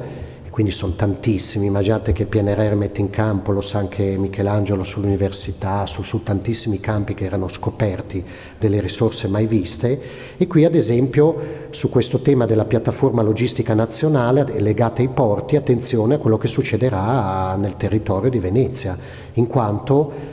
questo territorio entrerà in pieno nelle cosiddette zone economiche speciali che il PNRR ha declinato in zone logistiche semplificate, quindi vedremo una serie di ricadute. Anche su questo ci sono delle università interessanti, quella di business privata di Castellanza sostanzialmente è da anni che presidia questo tema e ha costruito dei cluster logistici, anche questo andiamolo a raccontare poi sui territori, anche sostanzialmente gli ordini professionali quando verranno chiamati a dei tavoli decisionali, perché poi prima o poi questa legge regionale sulla logistica ci sarà, bisognerà rimettere in mano la legge sul consumo di suolo perché non ha funzionato proprio su queste piattaforme. Guardate noi con chi cioè che concorrenza c'è a livello europeo. Quindi in Europa esistono solo 5 cluster. Immaginate che Venezia entra dentro nel cluster della regione logistica milanese, perché si parla di cluster di 4 ore dal centro, e la città metropolitana di Milano è il centro di questo cluster in Italia, che compete con la Catalogna, con l'Île-de-France, con la Baviera e con tutto quello che succede in Olanda, intorno a Rotterdam. E vedete quanti porti hai, quanti aeroporti metti in gioco. Anche queste sono delle geografie nello scenario molto importanti, e per spiegare cosa accade a livello locale bisogna spesso partire da queste. E guarda caso cosa fa il PNRR? Riprende le zone economiche speciali, che sono delle zone, le 8 che erano individuate nel centro-sud, e va a declinare queste zone nel nord Italia. E fonte Regione Veneto, lo sapete, a ottobre, pochi mesi fa, è stata istituita la zona logistica semplificata, l'unica che ci sarà in Veneto. Pensate che la direttiva europea per individuare le zone logistiche semplificate deve avere una presenza di un'asta fluviale, di un porto. Quindi ad esempio in Lombardia la zona logistica semplificata è a Mantova, perché c'è il porto legata al fiume, al Po, e a Ravenna ad esempio, che è un contesto molto interessante, si sta definendo la stessa cosa. Allora guardate il territorio di questa zona logistica. Quindi quando anche prima si parlava di Rovigo, a Rovigo non a caso stanno accadendo dei processi insediativi e localizzativi della logistica, perché rientrano in questi 17 comuni polesani, vedete, oltre Veneto e Rovigo, che avranno delle super incentivi pubblici, in parte dal PNRR per il fondo complementare, ad esempio per la costruzione delle infrastrutture. Dall'altro, vedete prima, adesso non c'è tempo, tutta una serie di agevolazioni dal punto di vista delle semplificazioni per attrarre da almeno il contesto europeo tutta una serie di imprese e piattaforme che entrino in questo territorio. Per cui si è finalmente, per il mondo dell'impresa, per altri bisognerà vedere che effetti avrà sul territorio, tradotto con il PNRR il tema delle zone economiche speciali. E anche qua guardate le progettualità. Adesso dobbiamo semplificare, ma vedete lo stesso comune di Venezia Murano, per dei settori produttivi di valore si fa finanziare alcune attività dentro il piano strategico. Questo è tutto, andate a vedervi il documento di ottobre della Regione Veneto, già firmato dal Ministero. Chi lavorerà tanto, vedete Melara, Stienta, quello sull'agroalimentare che vi ha ricordato prima, ma chi ha il vero e proprio polo tecnologico o l'interporto e gli insediamenti logistici è Rovigo. E quindi questa si è scelto ex ante. Adesso tutto quello che accade, che stiamo osservando, che poi la cronaca racconta quello che sa, ma molte di queste cose nessuno se le va a studiare. Attenzione che la zona logistica semplificata durerà 7 anni e gli effetti, se non abbiamo quelle forme di accompagnamento che dicevamo prima, e qui ordini professionali, università, camere di commercio, hanno un ruolo importantissimo. E se non venite chiamati ai tavoli bisogna essere chiamati per poter dare un contributo su questo territorio, come raccontava prima il professor Savino, e vado verso conclusione, è già particolarmente sotto pressione. Il Veneto, la Lombardia e l'Emilia Romagna, i dati della LISPRA, Ministero Ambiente, sono le regioni col più alto consumo di suolo. È evidente che sia così, sono le regioni più ricche, sono le regioni col più alto tasso di consumi, con i PIL più alti, ma guardiamo, se poi andiamo a vedere in ettari, vi ricordo 57 ettari, immaginate in metri quadri, se parliamo di 570.000 metri quadri, e di superficie impermeabilizzata. Non vuol dire che la piattaforma sia così grande. Per far funzionare quel meccanismo logistico bisogna mettere in campo 57 ettari. E vedete Verona, lo vedete anche dalla mappa, questa è stata appena aggiornata nel 22 dalla vostra ARPA regionale, è la provincia sotto pressione per il Brennero, per la presenza della regione logistica milanese, le cose che avete visto prima. Pensate che noi abbiamo un'autostrada che è la Brescia-Milano direttissima, chi è venuto da noi l'ha fatta, la Brebemi, che ha costruito la più grande piattaforma logistica in Nord Italia. Quindi quell'autostrada ha fatto addirittura chiudere i centri commerciali perché nessuno va a fare la spesa pagando il casello autostradale, un pedaggio. Questo ad esempio per chi ha pensato a localizzazione di centri commerciali sui caselli è stato un errore enorme, oggi quelli sono chiusi. Hanno aperto comprando a valore agricolo, quindi ancora col gioco del piano di 50 anni fa. Pensate, dai manuali tedeschi per insediare una piattaforma logistica bisogna stare massimo a 1 chilometro e mezzo dal casello. Quindi vi spiega sostanzialmente questa mappa. Se noi qua accendessimo tutte le infrastrutture capiamo benissimo la correlazione che c'è tra i nodi e questo criterio distanziometrico. Però vedete, 3 sono in provincia di Verona, quelli che hanno il più alto superficie impermeabilizzata, poi arriva Rovigo, Padova, Venezia, Portogruaro. Si sta già definendo un ambito a vocazione logistica ancora prima che si faccia la zona logistica semplificata. Qui poi le trovate, questi dati sono molto agili. L'ARPA da pochi anni, soprattutto l'ISPRA, che è l'Istituto su consumi di suolo a livello nazionale del Ministero Ambiente, anche su sollecitazione nostra e di altri con cui hanno interfacciato questo grande istituto a livello nazionale, è da 2 o 3 anni che si sta occupando di logistica e fa con questi giochi zenitali da foto aerea che va a vedere la zona agricola solo 1 anno, 2 anni fa, e poi con le foto aeree, che non scappa più nessuno, lo si usa anche per l'abusivismo edilizio. A questo punto si scoprono si chiede ai comuni come mai succedono in questi comuni così piccoli, e come è avvenuta la GDO 20 anni fa. I grandi operatori vanno nei comuni dove c'è la più bassa competenza a livello amministrativo, soprattutto dove non ci sono vincoli a livello amministrativo. Pensate, sono sindaci che sono disperati dal punto di vista degli oneri di urbanizzazione, lo sanno benissimo architetti e ingegneri, e quindi pensano che il richiamo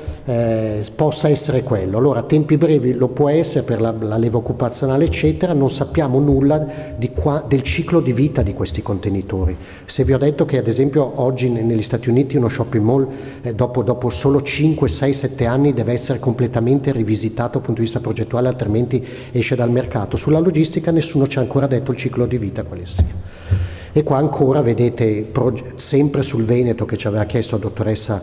Facchinelli di fare un affondo brevissimo anche sulla vostra regione. Questi sono sempre dati dell'ARPAF, che su dati ISPRA nazionali. Guardate, consumi di suolo inesistente tra il 12 e 15 o il 16, perché la logistica era quella che vi ricordate, la definizione del PGT di Bergamo era la logistica industriale. E sostanzialmente guardate cosa è successo quando si raccontava come prima in modo efficace Andrea Rumor su come è cambiato il comportamento d'acquisto nel 17-18 pre-Covid, e poi scendiamo, e oggi guardate, vedrete cosa succederà col 22-23 in Veneto. Iniziamo a risalire, forse arrivando addirittura, dice qualche osservatore, ai dati del 2018, che vuol dire superficie consumata oltre i 75 ettari, che sono 750.000 metri quadri.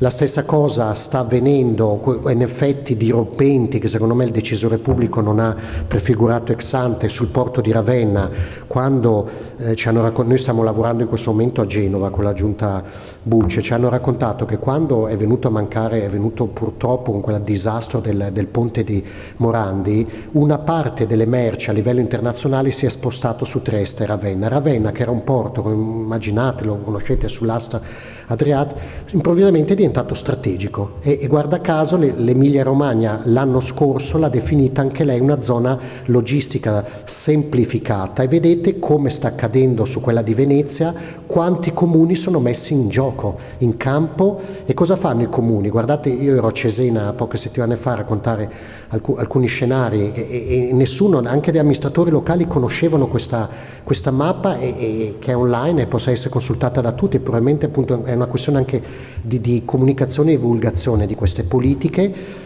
I comuni mettono in campo le loro aree produttive come si faceva 30-40 anni fa. Il problema è che oggi non vengono assorbite dall'industriale produttivo. La più grande richiesta oggi è tutta sulla logistica, per cui se non abbiamo a scala vasta degli indirizzi che possono orientare le scelte localizzative, sostanzialmente, come sta accadendo adesso, abbiamo una libertà di stabilimento, come dice la Bolkestein, che può generare sostanzialmente degli effetti particolarmente. Vado alla chiusura. Questo ad esempio a Lombardia ha fatto una riflessione nella vecchia appunto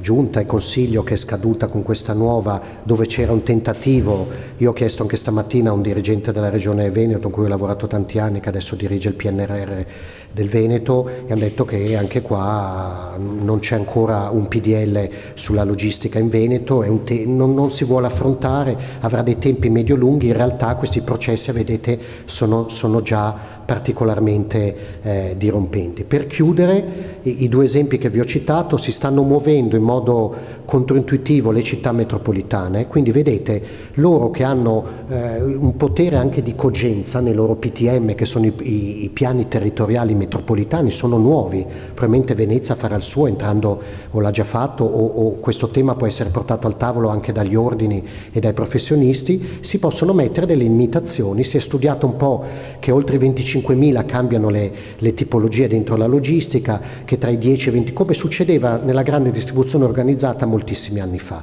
Oggi quel mercato è finito, quindi quando vi chiedono ancora di aprire o che ci sono processi ancora di insediamento a GDO è molto difficile, perché sono situazioni che oggi stanno entrando molto in difficoltà, quando il mercato, come abbiamo detto, si è spostato qua. E l'altra, la città metropolitana di Bologna, che chi la conosce ha una fortissima tradizione da anni nella regolazione pubblica anche di fenomeni, vedete, li ha già inseriti nel proprio quadro conoscitivo, li mette insieme agli ambiti produttivi, che è una cosa. E guardate cosa sta accadendo intorno a Bologna. Evidentemente nella corona e la via Emilia diventa una matrice insediativa per questi grandi contenitori, e a questo punto ha fatto una cosa particolarmente abile dal punto di vista strategico. Ha dato una data come una moratoria: non sono più attivabili i procedimenti per funzioni logistiche, le uniche che possono ancora essere ammissibili sono quelli, vedete, funzionali al processo di produzione di aziende appartenenti alla filiera produttiva. Quindi se tu esisti già e hai bisogno della rete logistica per potenziare un produttivo che oggi tra l'altro sta entrando in difficoltà, io te lo consento. Vedete che poi ogni territorio farà le sue scelte, però è già un modo per differenziare. Per chiudere, lo trovate, lo rimando al testo, il tema di individuare alcuni criteri. Questa è un po' la sintesi di quello che è stato fatto tra le città metropolitane, i PDL che stanno girando in Veneto e Lombardia. Quindi si potrebbero già iniziare a individuare criteri dal punto di vista localizzativo. Ad esempio, qualcuno mette X chilometri dal casello, e sembra una cosa sconcertante di usare ancora i criteri distanziometrici come si faceva col commercio 30 anni fa, ma in realtà la logistica funziona proprio con quella distanza. Se io ho un'area dismessa industriale, non viene messa in campo sulla logistica perché magari è a 4 chilometri dal casello, e questo purtroppo è un elemento di razionalità di settore che noi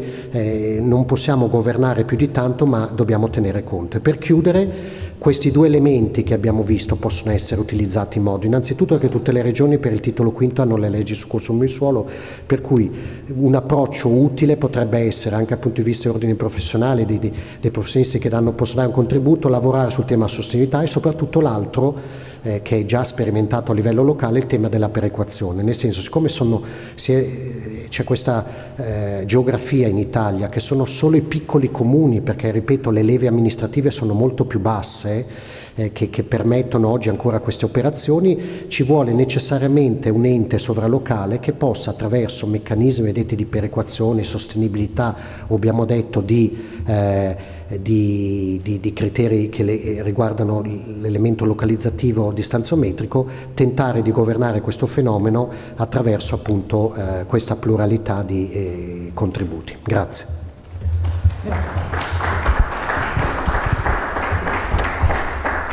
Grazie molte Luca, devo essere onesto che anch'io ero rimasto incantato. Da un lato, soprattutto la cosa che sconvolge sono i ritmi con cui cambiano questi processi, soprattutto come cambiano le caratteristiche di questi processi, che fa capire che è difficilissimo inseguirli dal punto di vista delle analisi, per quel che riguarda noi ricercatori.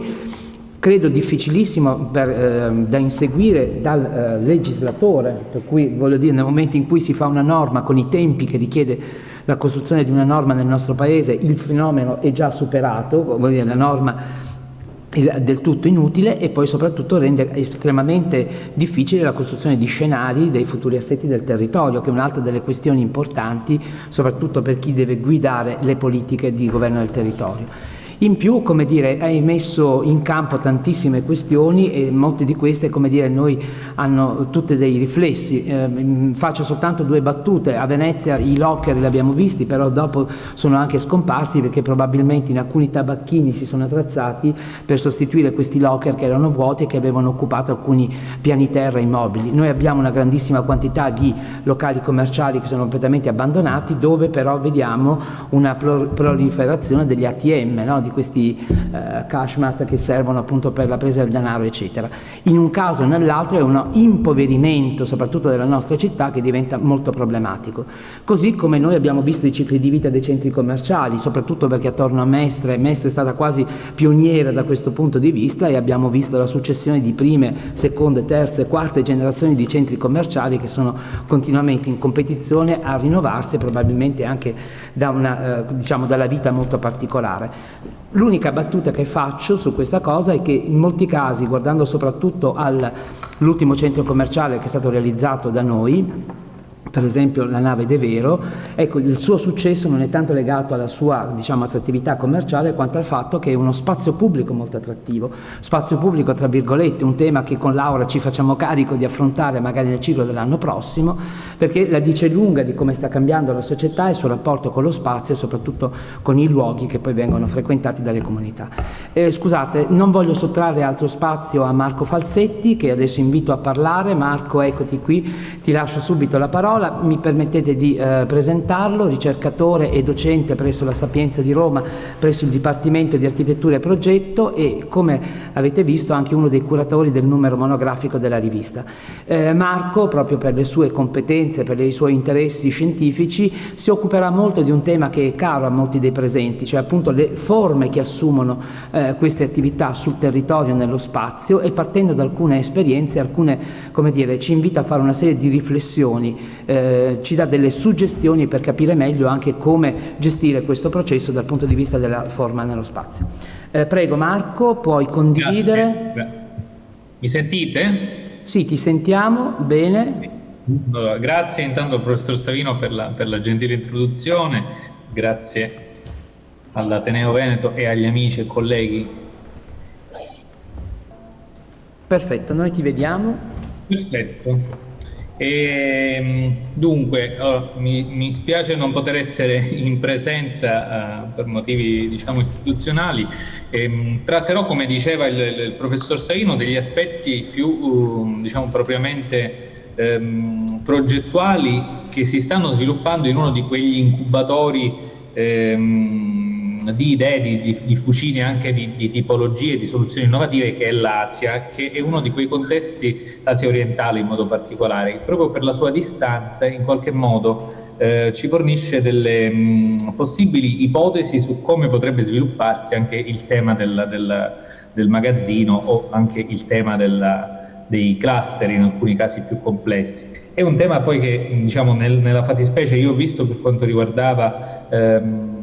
l'analisi di questa tipologia, che è tipica finora dell'area metropolitana di Hong Kong e in fase di adozione anche in alcune aree, sebbene in forma minore, come Shanghai e Tokyo. Poi nel numero che abbiamo curato col professor Tamini ci sono anche alcuni altri casi di cui poi parlerò brevemente,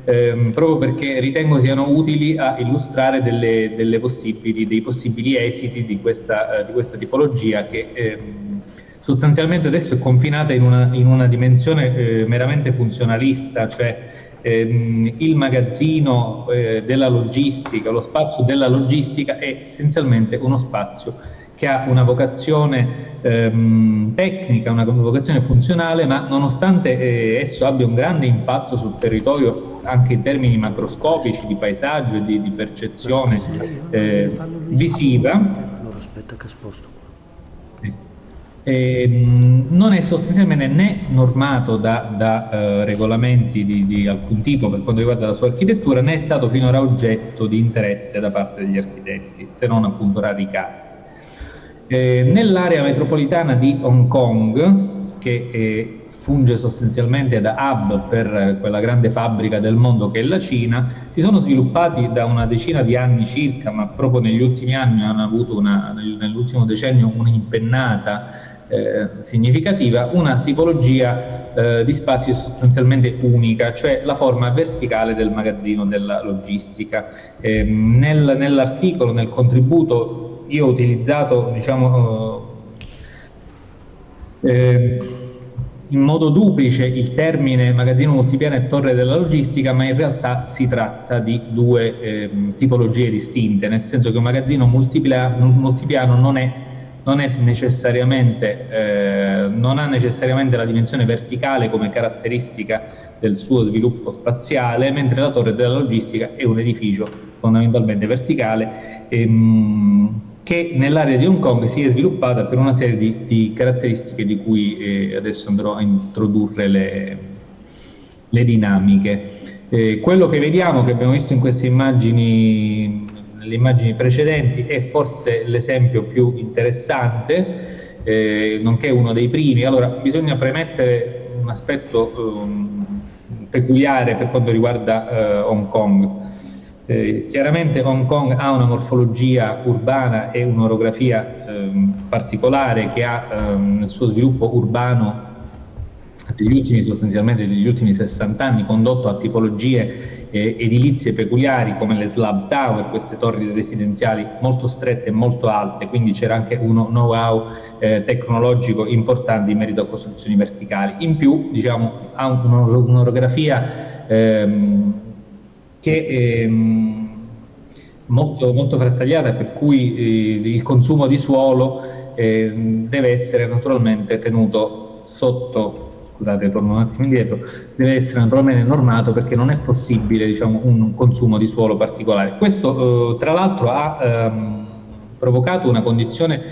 singolare, nel senso che l'alto consumo, proprio per la scarsa disponibilità di suolo, è responsabile dell'alto valore dei terreni. Giusto per fare un paragone, diciamo,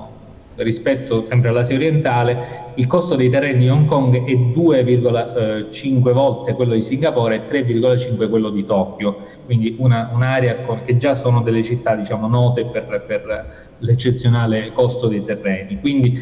naturalmente questa dimensione verticale si è anche imposta per ragioni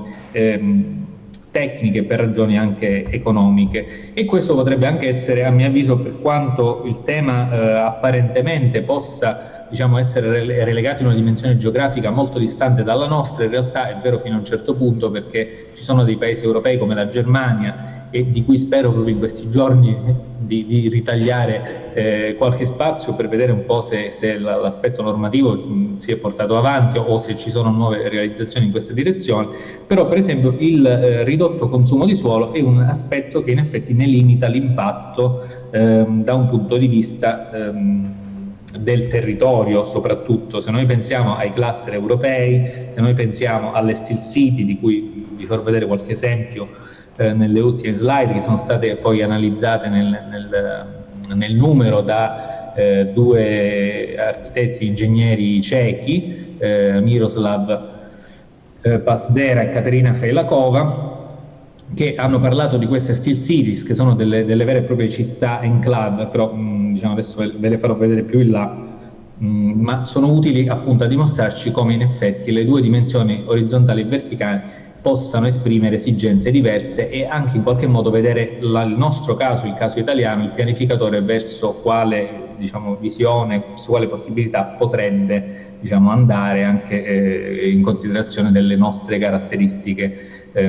sociali, orografiche, morfologiche, economiche e così via. Quindi questo è l'esempio che vedevamo nella slide precedente, il Goodman Interlink, uno dei primi esempi di questa tipologia di torri della logistica. Ora l'aspetto più interessante è che sono quasi tutte costruite, sono state costruite a partire da una condizione funzionalista, cioè non c'è stata una pianificazione architettonica,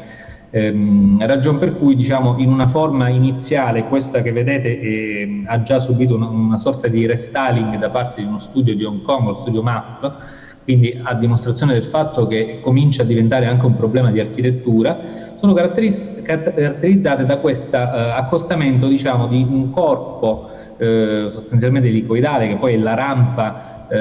che permette agli autocarri e agli automezzi di raggiungere una certa altezza, e poi si sviluppano sotto forma di uffici o di magazzini di stoccaggio nei piani successivi. Manderò un breve video di come avviene la costruzione.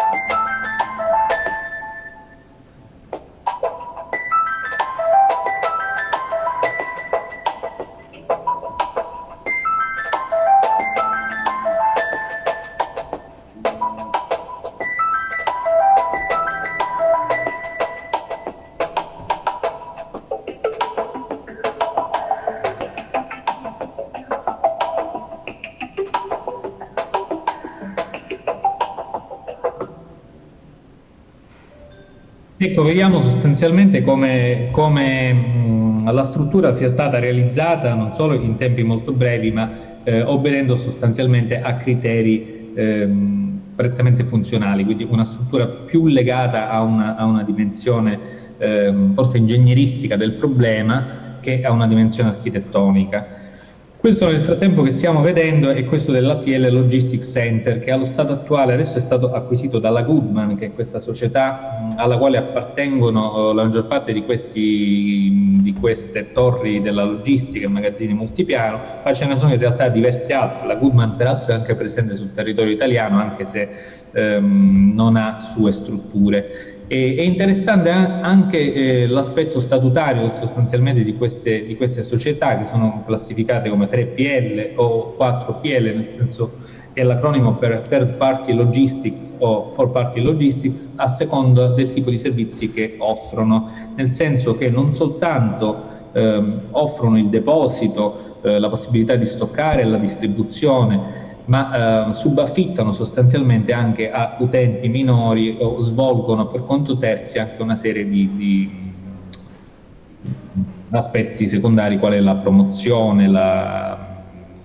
o il passaggio da automezzo ad automezzo minore. E questo è anche interessante da un punto di vista della possibilità di controllo e anche di come possa essere amplia la filiera di questo tipo come diceva il professor Tamini poc'anzi, come possono essere potenzialmente anche ampie le ricadute dello sviluppo di questo tipo di modelli. Chiaramente nel nostro caso, quest'altro invece che stiamo vedendo, che è costituito da un punto di vista, diciamo, da una struttura a sostegni puntuali, quindi pilastri e solaio, una struttura a telaio, però vediamo appunto come c'è questo sostanziale raddoppio dei percorsi, quindi quasi una struttura diciamo che replica intrinsecamente un modello urbano, e qui lo vediamo proprio in adiacenza al terminal container di Hong Kong. Naturalmente in questo caso, ed è una delle ragioni anche dell'alto valore dei terreni, e soprattutto interessante per quanto riguarda altri casi sia in Asia sia negli Stati Uniti, che in questo caso la vicinanza di queste strutture con i porti, con gli scali principali e con le infrastrutture, quindi le reti autostradali. Qui possiamo vedere quella di Hong Kong, uno dei principali svincoli con l'area poi periurbana in direzione Shenzhen, quindi della Cina continentale, e il porto container. Qui vediamo nella nuova livrea, e questo è un altro di questi edifici della Goodman, il più alto, quindi questi sono 27 piani di torre della logistica, in cui sostanzialmente, ecco, viene peraltro anche normato l'aspetto di rodaggio sugli autocarri e anche diciamo, una funzione dove la società gestisce anche i tempi di permanenza degli autotrasportatori, e quindi evita in qualche modo, disciplina anche l'eventuale congestione di traffico. Probabilmente, osservando da un punto di vista architettonico una struttura del genere, l'aspetto, diciamo, interessante è come sia molto leggibile, al pari delle strutture che hanno poi informato gran parte della storia dell'architettura moderna, quelle prime strutture prettamente funzionalistiche, però che hanno poi suggerito le matrici del pensiero dell'architettura moderna, quindi i fascioni che costituiscono l'area degli uffici nella fase, diciamo, sovrastante la scala, quindi vedete che in qualche modo il passo, l'interpiano è più serrato, proprio a dimostrazione del fatto che è un'altezza umana quella dei piani sovrastanti, quelli destinati a uffici, mentre chiaramente i piani inferiori hanno una altezza consona ad ospitare, diciamo, l'ingresso e la sosta degli automezzi. Quindi questo è un altro global gateway, questo che stavamo osservando. Dunque, la presenza di questo tipo di sistemi all'interno dell'area urbana naturalmente pone il problema non solo dell'impatto che questi edifici hanno, per cui il pianificatore e poi le società in risposta a delle istanze naturalmente della municipalità hanno cominciato ad affrontare il problema da un punto di vista anche architettonico, perché naturalmente sono volumi molto impattanti, e sebbene adesso già li vediate in queste slide dopo il trattamento che ha fatto sempre questo studio map, quindi hanno usato i colori aziendali per in qualche modo creare una movimentazione dei prospetti. Sostanzialmente questo gruppo di edifici costituisce un cluster, cioè un intero isolato urbano interamente di proprietà della Goodman. Quindi hanno anche qui lo vediamo nel corso delle proteste di qualche anno fa, tutti questi edifici in verde sono della Goodman, quelli a sinistra è della Pulfarm, un'altra società 4PL, quindi vediamo come in effetti una parte piuttosto estesa di Hong Kong sia occupata da questa tipologia di edifici, quindi possiamo apprezzare alcuni caratteri. Naturalmente, appunto, questo è uno degli accessi, quindi un accesso in area urbana, non sono confinati in una dimensione periferica, cioè alcuni sono nelle vicinanze del porto, quindi gli scambiatori, diciamo, di primo registro, ma alcuni altri, questi più prettamente turriformi, come questo Goodman Dynamics Center, sono in pieno centro città, e possiamo leggere qui nelle immagini appunto le regolamentazioni di altezza e di velocità da osservare nell'ingresso dell'edificio, e l'aspetto interessante è che stanno cominciando a mostrare i caratteri di cui parlava prima il professor Tamini relativamente ai centri commerciali di nuova generazione, dove non solo viene svolta più una funzione di natura prettamente tecnicistica, cioè la sosta e lo stoccaggio delle merci e dei depositi, ma cominciano, diciamo, a assumere un ruolo urbano, quindi a ospitare funzioni che esulano dal mero discorso della logistica, proprio rispondendo a queste istanze che il consumatore e il cittadino ha anche nei confronti di questi edifici. Questo introduce un aspetto interessante di cui parlerò tra poco. Voglio proprio mostrarvi qui come in effetti c'è il livello d'accesso nella planimetria in alto a destra, e quindi come la sezione, quindi non solo la variazione planimetrica, che naturalmente la planimetria, quella più in basso, diciamo, la sezione è rastremata, nel senso che ci riferiamo alla parte di stoccaggio delle merci più leggere, quindi dove gli autotreni e gli autotrasporti non arrivano, ma come in effetti anche la tipologia degli ascensori sia poi in funzione del tipo di merce che vengono movimentate, e quindi come in effetti l'edificio sia la risultante di una serie di criteri ingegneristici che però poi agiscono poi sostanzialmente sulla forma urbana. Un'altra tipologia, man mano che appunto migliamo dall'aspetto, dalla dimensione infrastrutturale a una dimensione più urbana, anche se poi sempre di infrastrutture parliamo, e questo centro, quindi un distribution center, dove le torri sono due, e non solo qui nel flyer della Goodman vediamo, diciamo, tutti i vantaggi di questa tipologia, i vantaggi decantati di questa tipologia e del suo essere all'interno del tessuto urbano, quindi 11 minuti dalla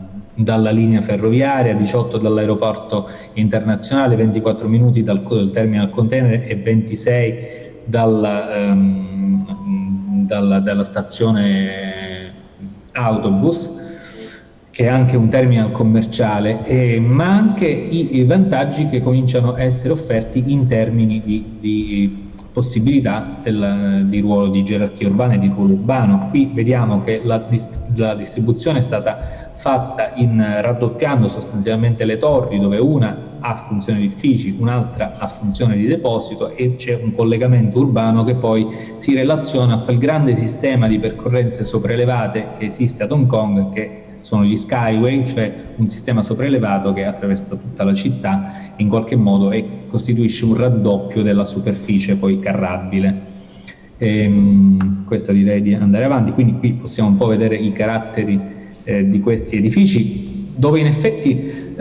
quello che è interessante da un punto di vista progettuale è che ancora non si è arrivato alla definizione di una tipologia vera e propria, quindi si può parlare di tipologia in quanto rispondono a determinate caratteristiche, però diciamo ancora sono molto aperte alle possibili sollecitazioni del tessuto urbano o del pianificatore o dell'ingegnere o dell'architetto che interviene al loro interno, quindi in qualche modo sono un ambito fortemente sperimentale anche da un punto di vista architettonico, e questo secondo me le rende molto interessanti, perché chiaramente prima o poi il problema del loro esito formale, oltre che urbano, interesserà anche gli architetti sotto forma o di attività e di occasioni lavorative o di occasioni concorsuali. Qui possiamo vedere questo discorso delle passerelle aeree che collegano questi due volumi verticali. E qui invece i primi progetti della Goodman Interlink di destinare una parte di questi edifici, che fino a 5-6 anni fa erano prettamente funzionali, erano unicamente funzionali, proprio in risposta a delle istanze diverse del consumatore, si sono rivolti a una serie di studi di architettura per trasformarne una parte a ambiti anche di sosta, quasi diciamo prodromica, un aspetto di hotel per gli autotrasportatori, ma anche per semplici cittadini, e in qualche modo diciamo rendere urbani anche alcuni di questi luoghi, in parte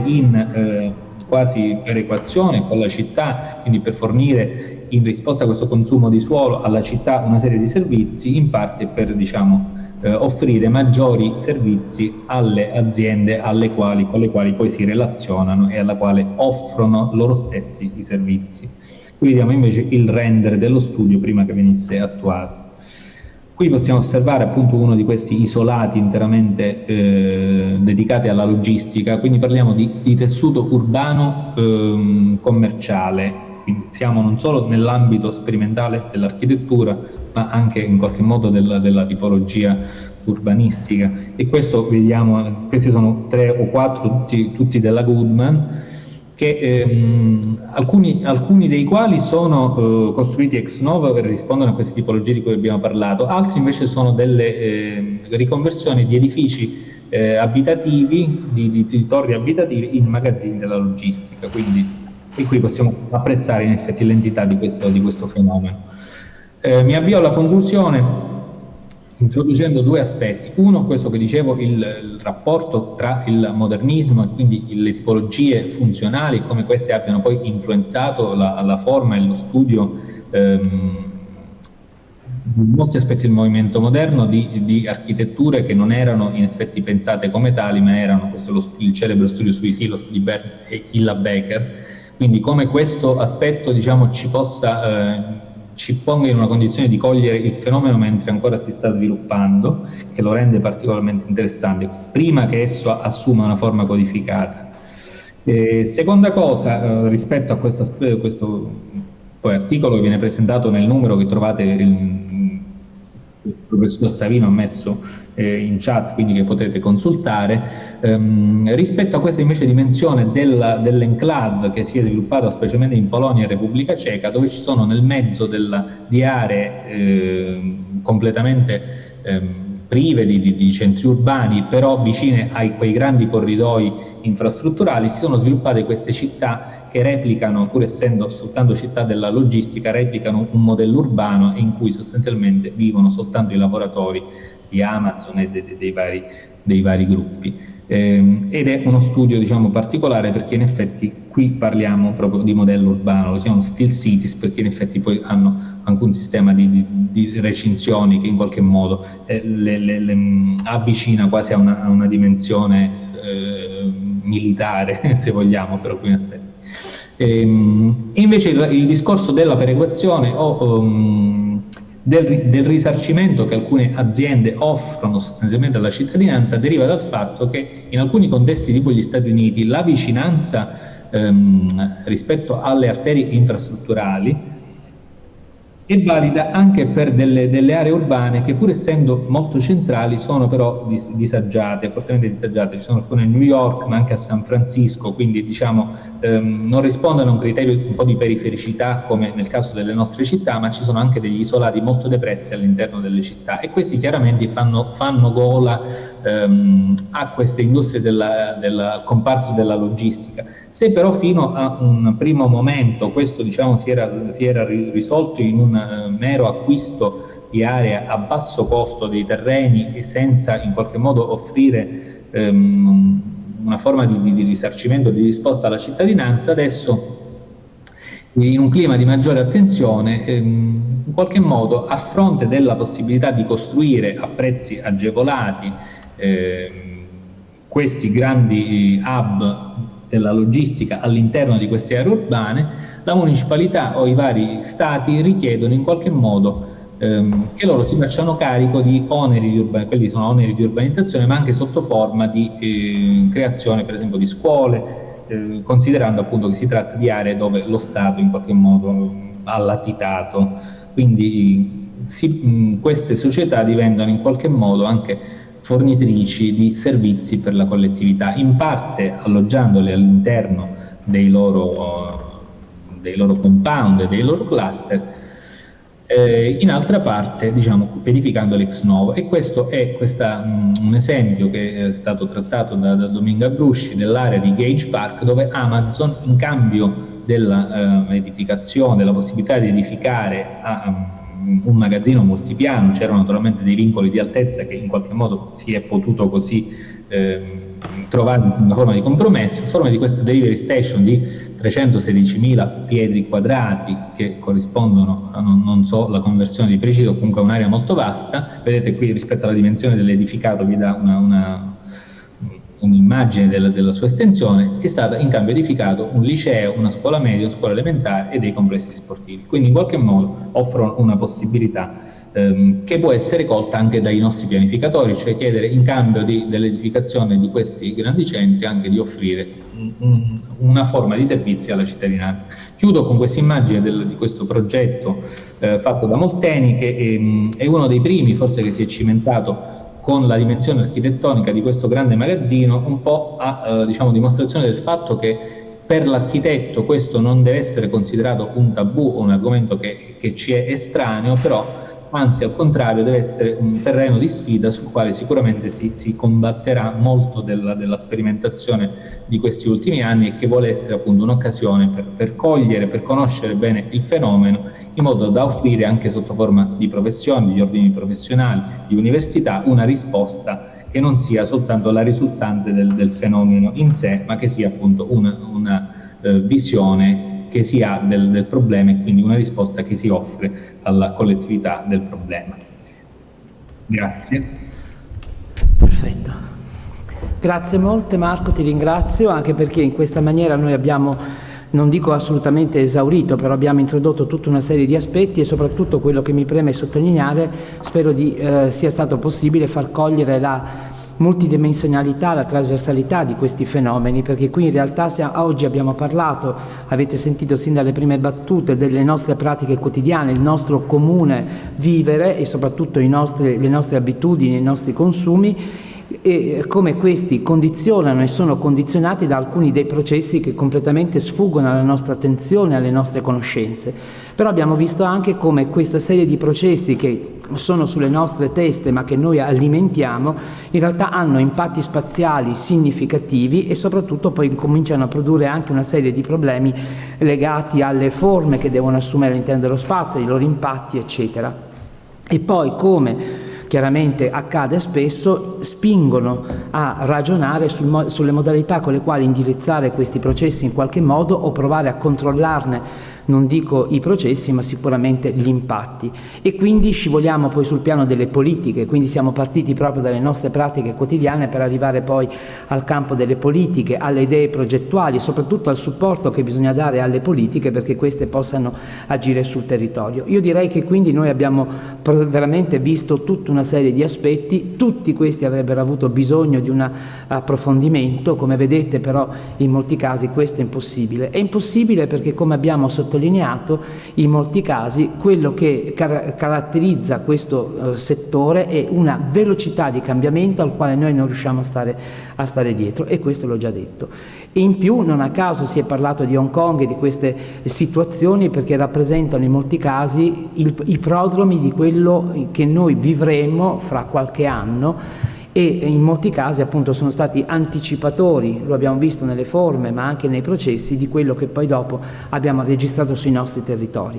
Quindi da questo punto di vista credo che vi sia stato fornito una serie di informazioni utili a fare alcuni ragionamenti, e immagino anche magari a stimolare alcune delle vostre domande, se avete, cioè abbiamo ancora un poco di tempo da dedicare al nostro incontro. Se avete delle domande da fare, verifico sulla chat, scusatemi,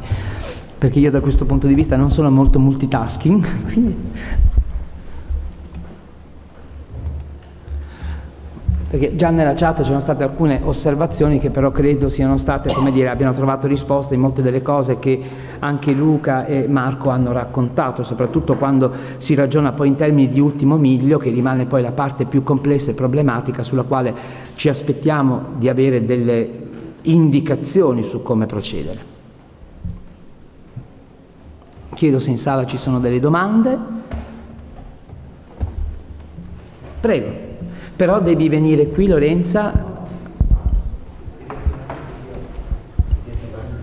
Ah sì, scusa.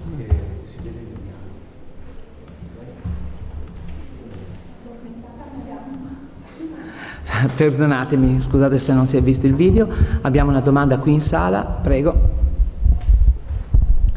È una domanda molto forse ingenua, un po' stimolata dalle ultime cose dette dal professore che ha mostrato questi scenari anche lontani da noi. Mi chiedo, ma questa idea che anche il professor Savina ha appena sottolineato, cioè che quello che succede a Chicago piuttosto che a Hong Kong succederà a un certo punto anche qui da noi, no? È così vera, è così lineare questa cosa, oppure questa velocità di trasformazione rende, come dire, le questioni veramente molto context sensitive, al punto tale che, come dire, non c'è neanche questa tranquillità di dire, se guardiamo a quello che succede negli Stati Uniti piuttosto che in Asia, capiremo qualcosa di quello che succederà a noi. Me lo vedo, mi sono immaginata, come dire, questo scenario, per come lo avete raccontato, veramente molto poco immaginabile, ecco, in questo senso, cioè non mi dà tranquillità questa idea che prima, forse, o per tanto tempo, insomma, mi è sembrata invece, per esempio, dai fenomeni che osservo io osservo fenomeni sociali, trasformazioni di stereotipi, ecco, politiche, nel senso proprio delle persone che le fanno. Mi è sembrato abbastanza vero quello che succedeva negli Stati Uniti, poi a un certo punto succederà anche da noi. Ecco, qui mi è parso di essere più spiazzata. Mi chiedo se questo mio spiazzamento è solo un'ignoranza oppure invece c'è in realtà questa cosa. Grazie. Io non oso neanche affrontare il tema, lascio la parola a Luca e a Marco.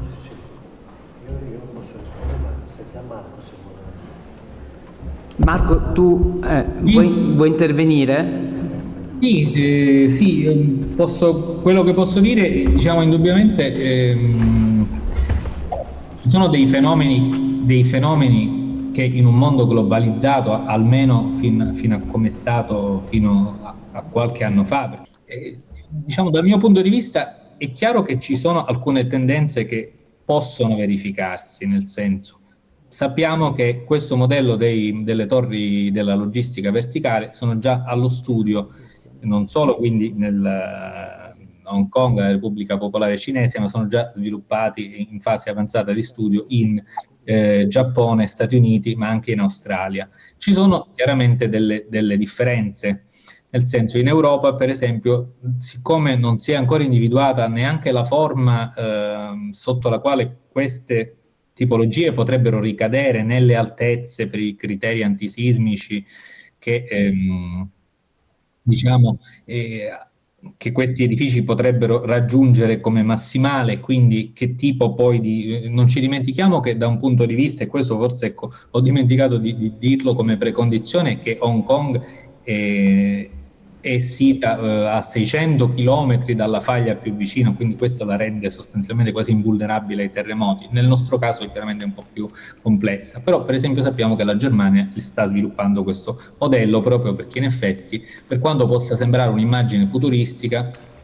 un cluster di una serie di torri verticali occuperebbe una superficie, ci sarebbe un consumo di suolo molto più basso. Dopodiché non è detto che si debbano verificare sul nostro territorio, però se noi, diciamo, le studiamo per tempo, sappiamo anche eventualmente che tipo di risposta fornire nel momento in cui, ecco, sapremmo se cominciassimo, diciamo, a studiarle bene, approfonditamente a tutti i livelli, ecco, sapremo già che risposte eventualmente fornire, oppure sapremo fare una valutazione, e spero andremo in questa direzione, sapremo fare una valutazione se questa tipologia si confà al nostro modello territoriale, oppure se appunto è troppo alieno per essere tradotto qui da noi. Ecco, questo mi sento di dire. Grazie Marco, passo la parola a Luca. Luca Tamini, prego. Sì, grazie della domanda, ma proprio due spunti. Uno, io guarderei anche le esperienze internazionali in termini positivi, nel senso di riuscire a tradurre, io parlo sempre dal punto di vista del governo del territorio, ad esempio in Europa, una cosa che noi stiamo perdendo, purtroppo dato la dimensione localizzativa che c'è stato adesso, sarà difficile tornare indietro, cioè chi si è localizzato ha vissuto di assenza di regole. Adesso le regole prima o poi arriveranno, quindi c'è anche tutto un tema di competizione, perché chi è entrato senza regole ha avuto un valore aggiunto, ha avuto i costi dei suoli inferiori, eccetera. Ad esempio in Germania, in Francia, adesso la priorità, ma mi sembrava banale, noi l'abbiamo detto ad alcuni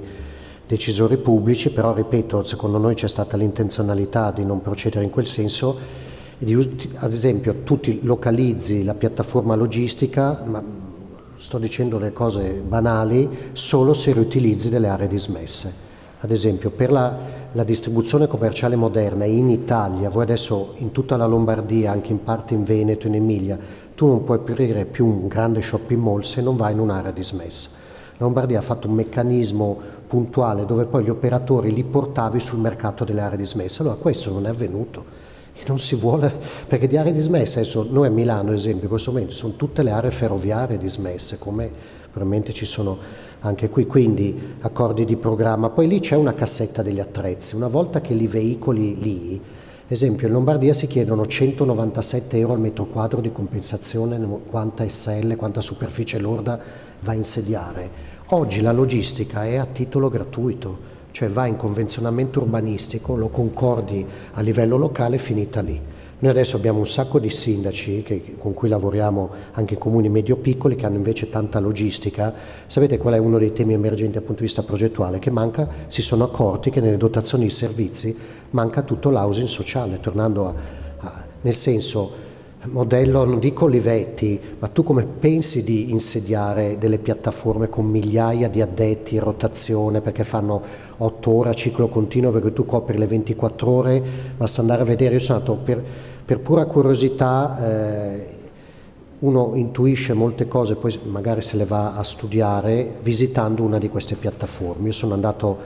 a Castel San Giovanni, che è una delle più grandi piattaforme che ci sono in Nord Italia, in provincia di Piacenza. Lì intuisci una cosa che è venuta fuori anche nella chat, e rispondo anche a quella e chiudo, perché non ci sono i picchi di traffico che c'erano con i grandi centri commerciali, perché è evidente, perché da queste piattaforme partono 1000-1500 vettori al giorno, dipende dal dimensionamento. È evidente che non hai più quei picchi di domanda che avevi nei centri commerciali, quando ancora oggi ci vai il sabato ho proprio studiato, gli ingegneri trasportisti quando fanno il modello di simulazione hanno delle giornate puntuali, il martedì mattina e il sabato alle ore 17, lì hai queste punte non ce le hai mai. Addirittura a Castel San Giovanni, che è una delle più grandi piattaforme in Italia, la punta di traffico ce l'hai quando hai il cambio delle 8 ore, e quindi lì improvvisamente si muove tutto il territorio e poi dopo 10 minuti torna. Quindi anche qua un enorme deficit, che nei piani urbani della mobilità sostenibile non c'è quasi mai uno studio sulla logistica, quindi anche qua tutto lavoro per architetti urbanisti, sostanzialmente, però sono i decisori pubblici che lo devo sollecitare, per cui secondo me è un tema, vi parlo Casal Pusterlengo, uno sa neanche dov'è, nella memoria provincia di Lodi, è diventato un territorio solo di insediamenti logistici dove non c'è più ad esempio non c'è più la dotazione appunto di residenza a basso costo per i dipendenti. Queste cose mi sembra che doveva essere l'ABC prima in realtà non è stato fatto. Quindi tutta l'attenzione, questo è scritto poi nel testo della rivista, è una delle argomentazioni che terminano anche, danno alcuni spunti, probabilmente qualche indirizzo per il futuro. Tutta l'attenzione che si è data alla distribuzione commerciale moderna per 30 anni, con la logistica non c'è stata.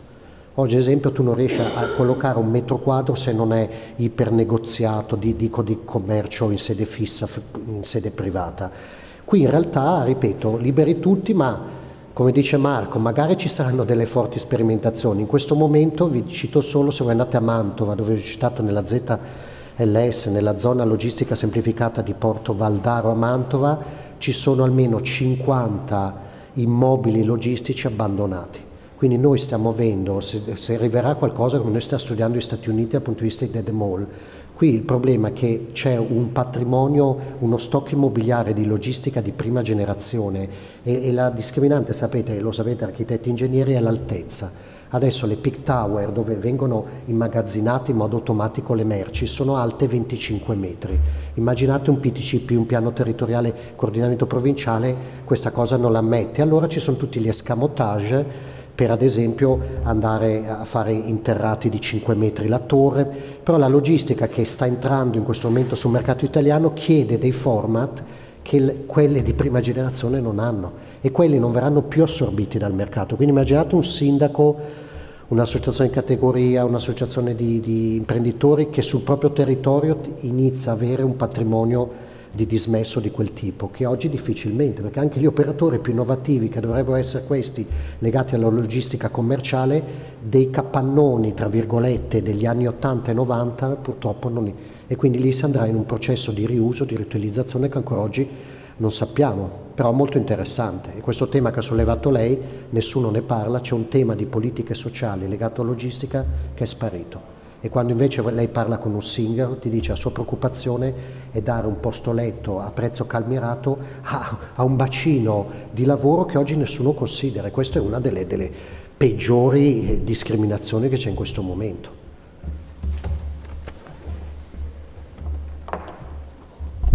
Scusate, controllavo che non ci fossero altre domande nella chat, mi sembra di no.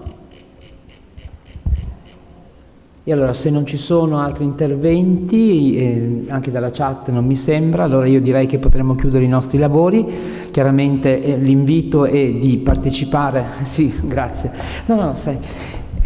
come dire, di partecipare a continuare a partecipare alle nostre riflessioni, che anche l'anno prossimo avranno un ciclo di incontri presso l'Ateneo Veneto, grazie appunto al supporto che la Presidente ha voluto dare alle nostre attività e soprattutto all'interesse manifestato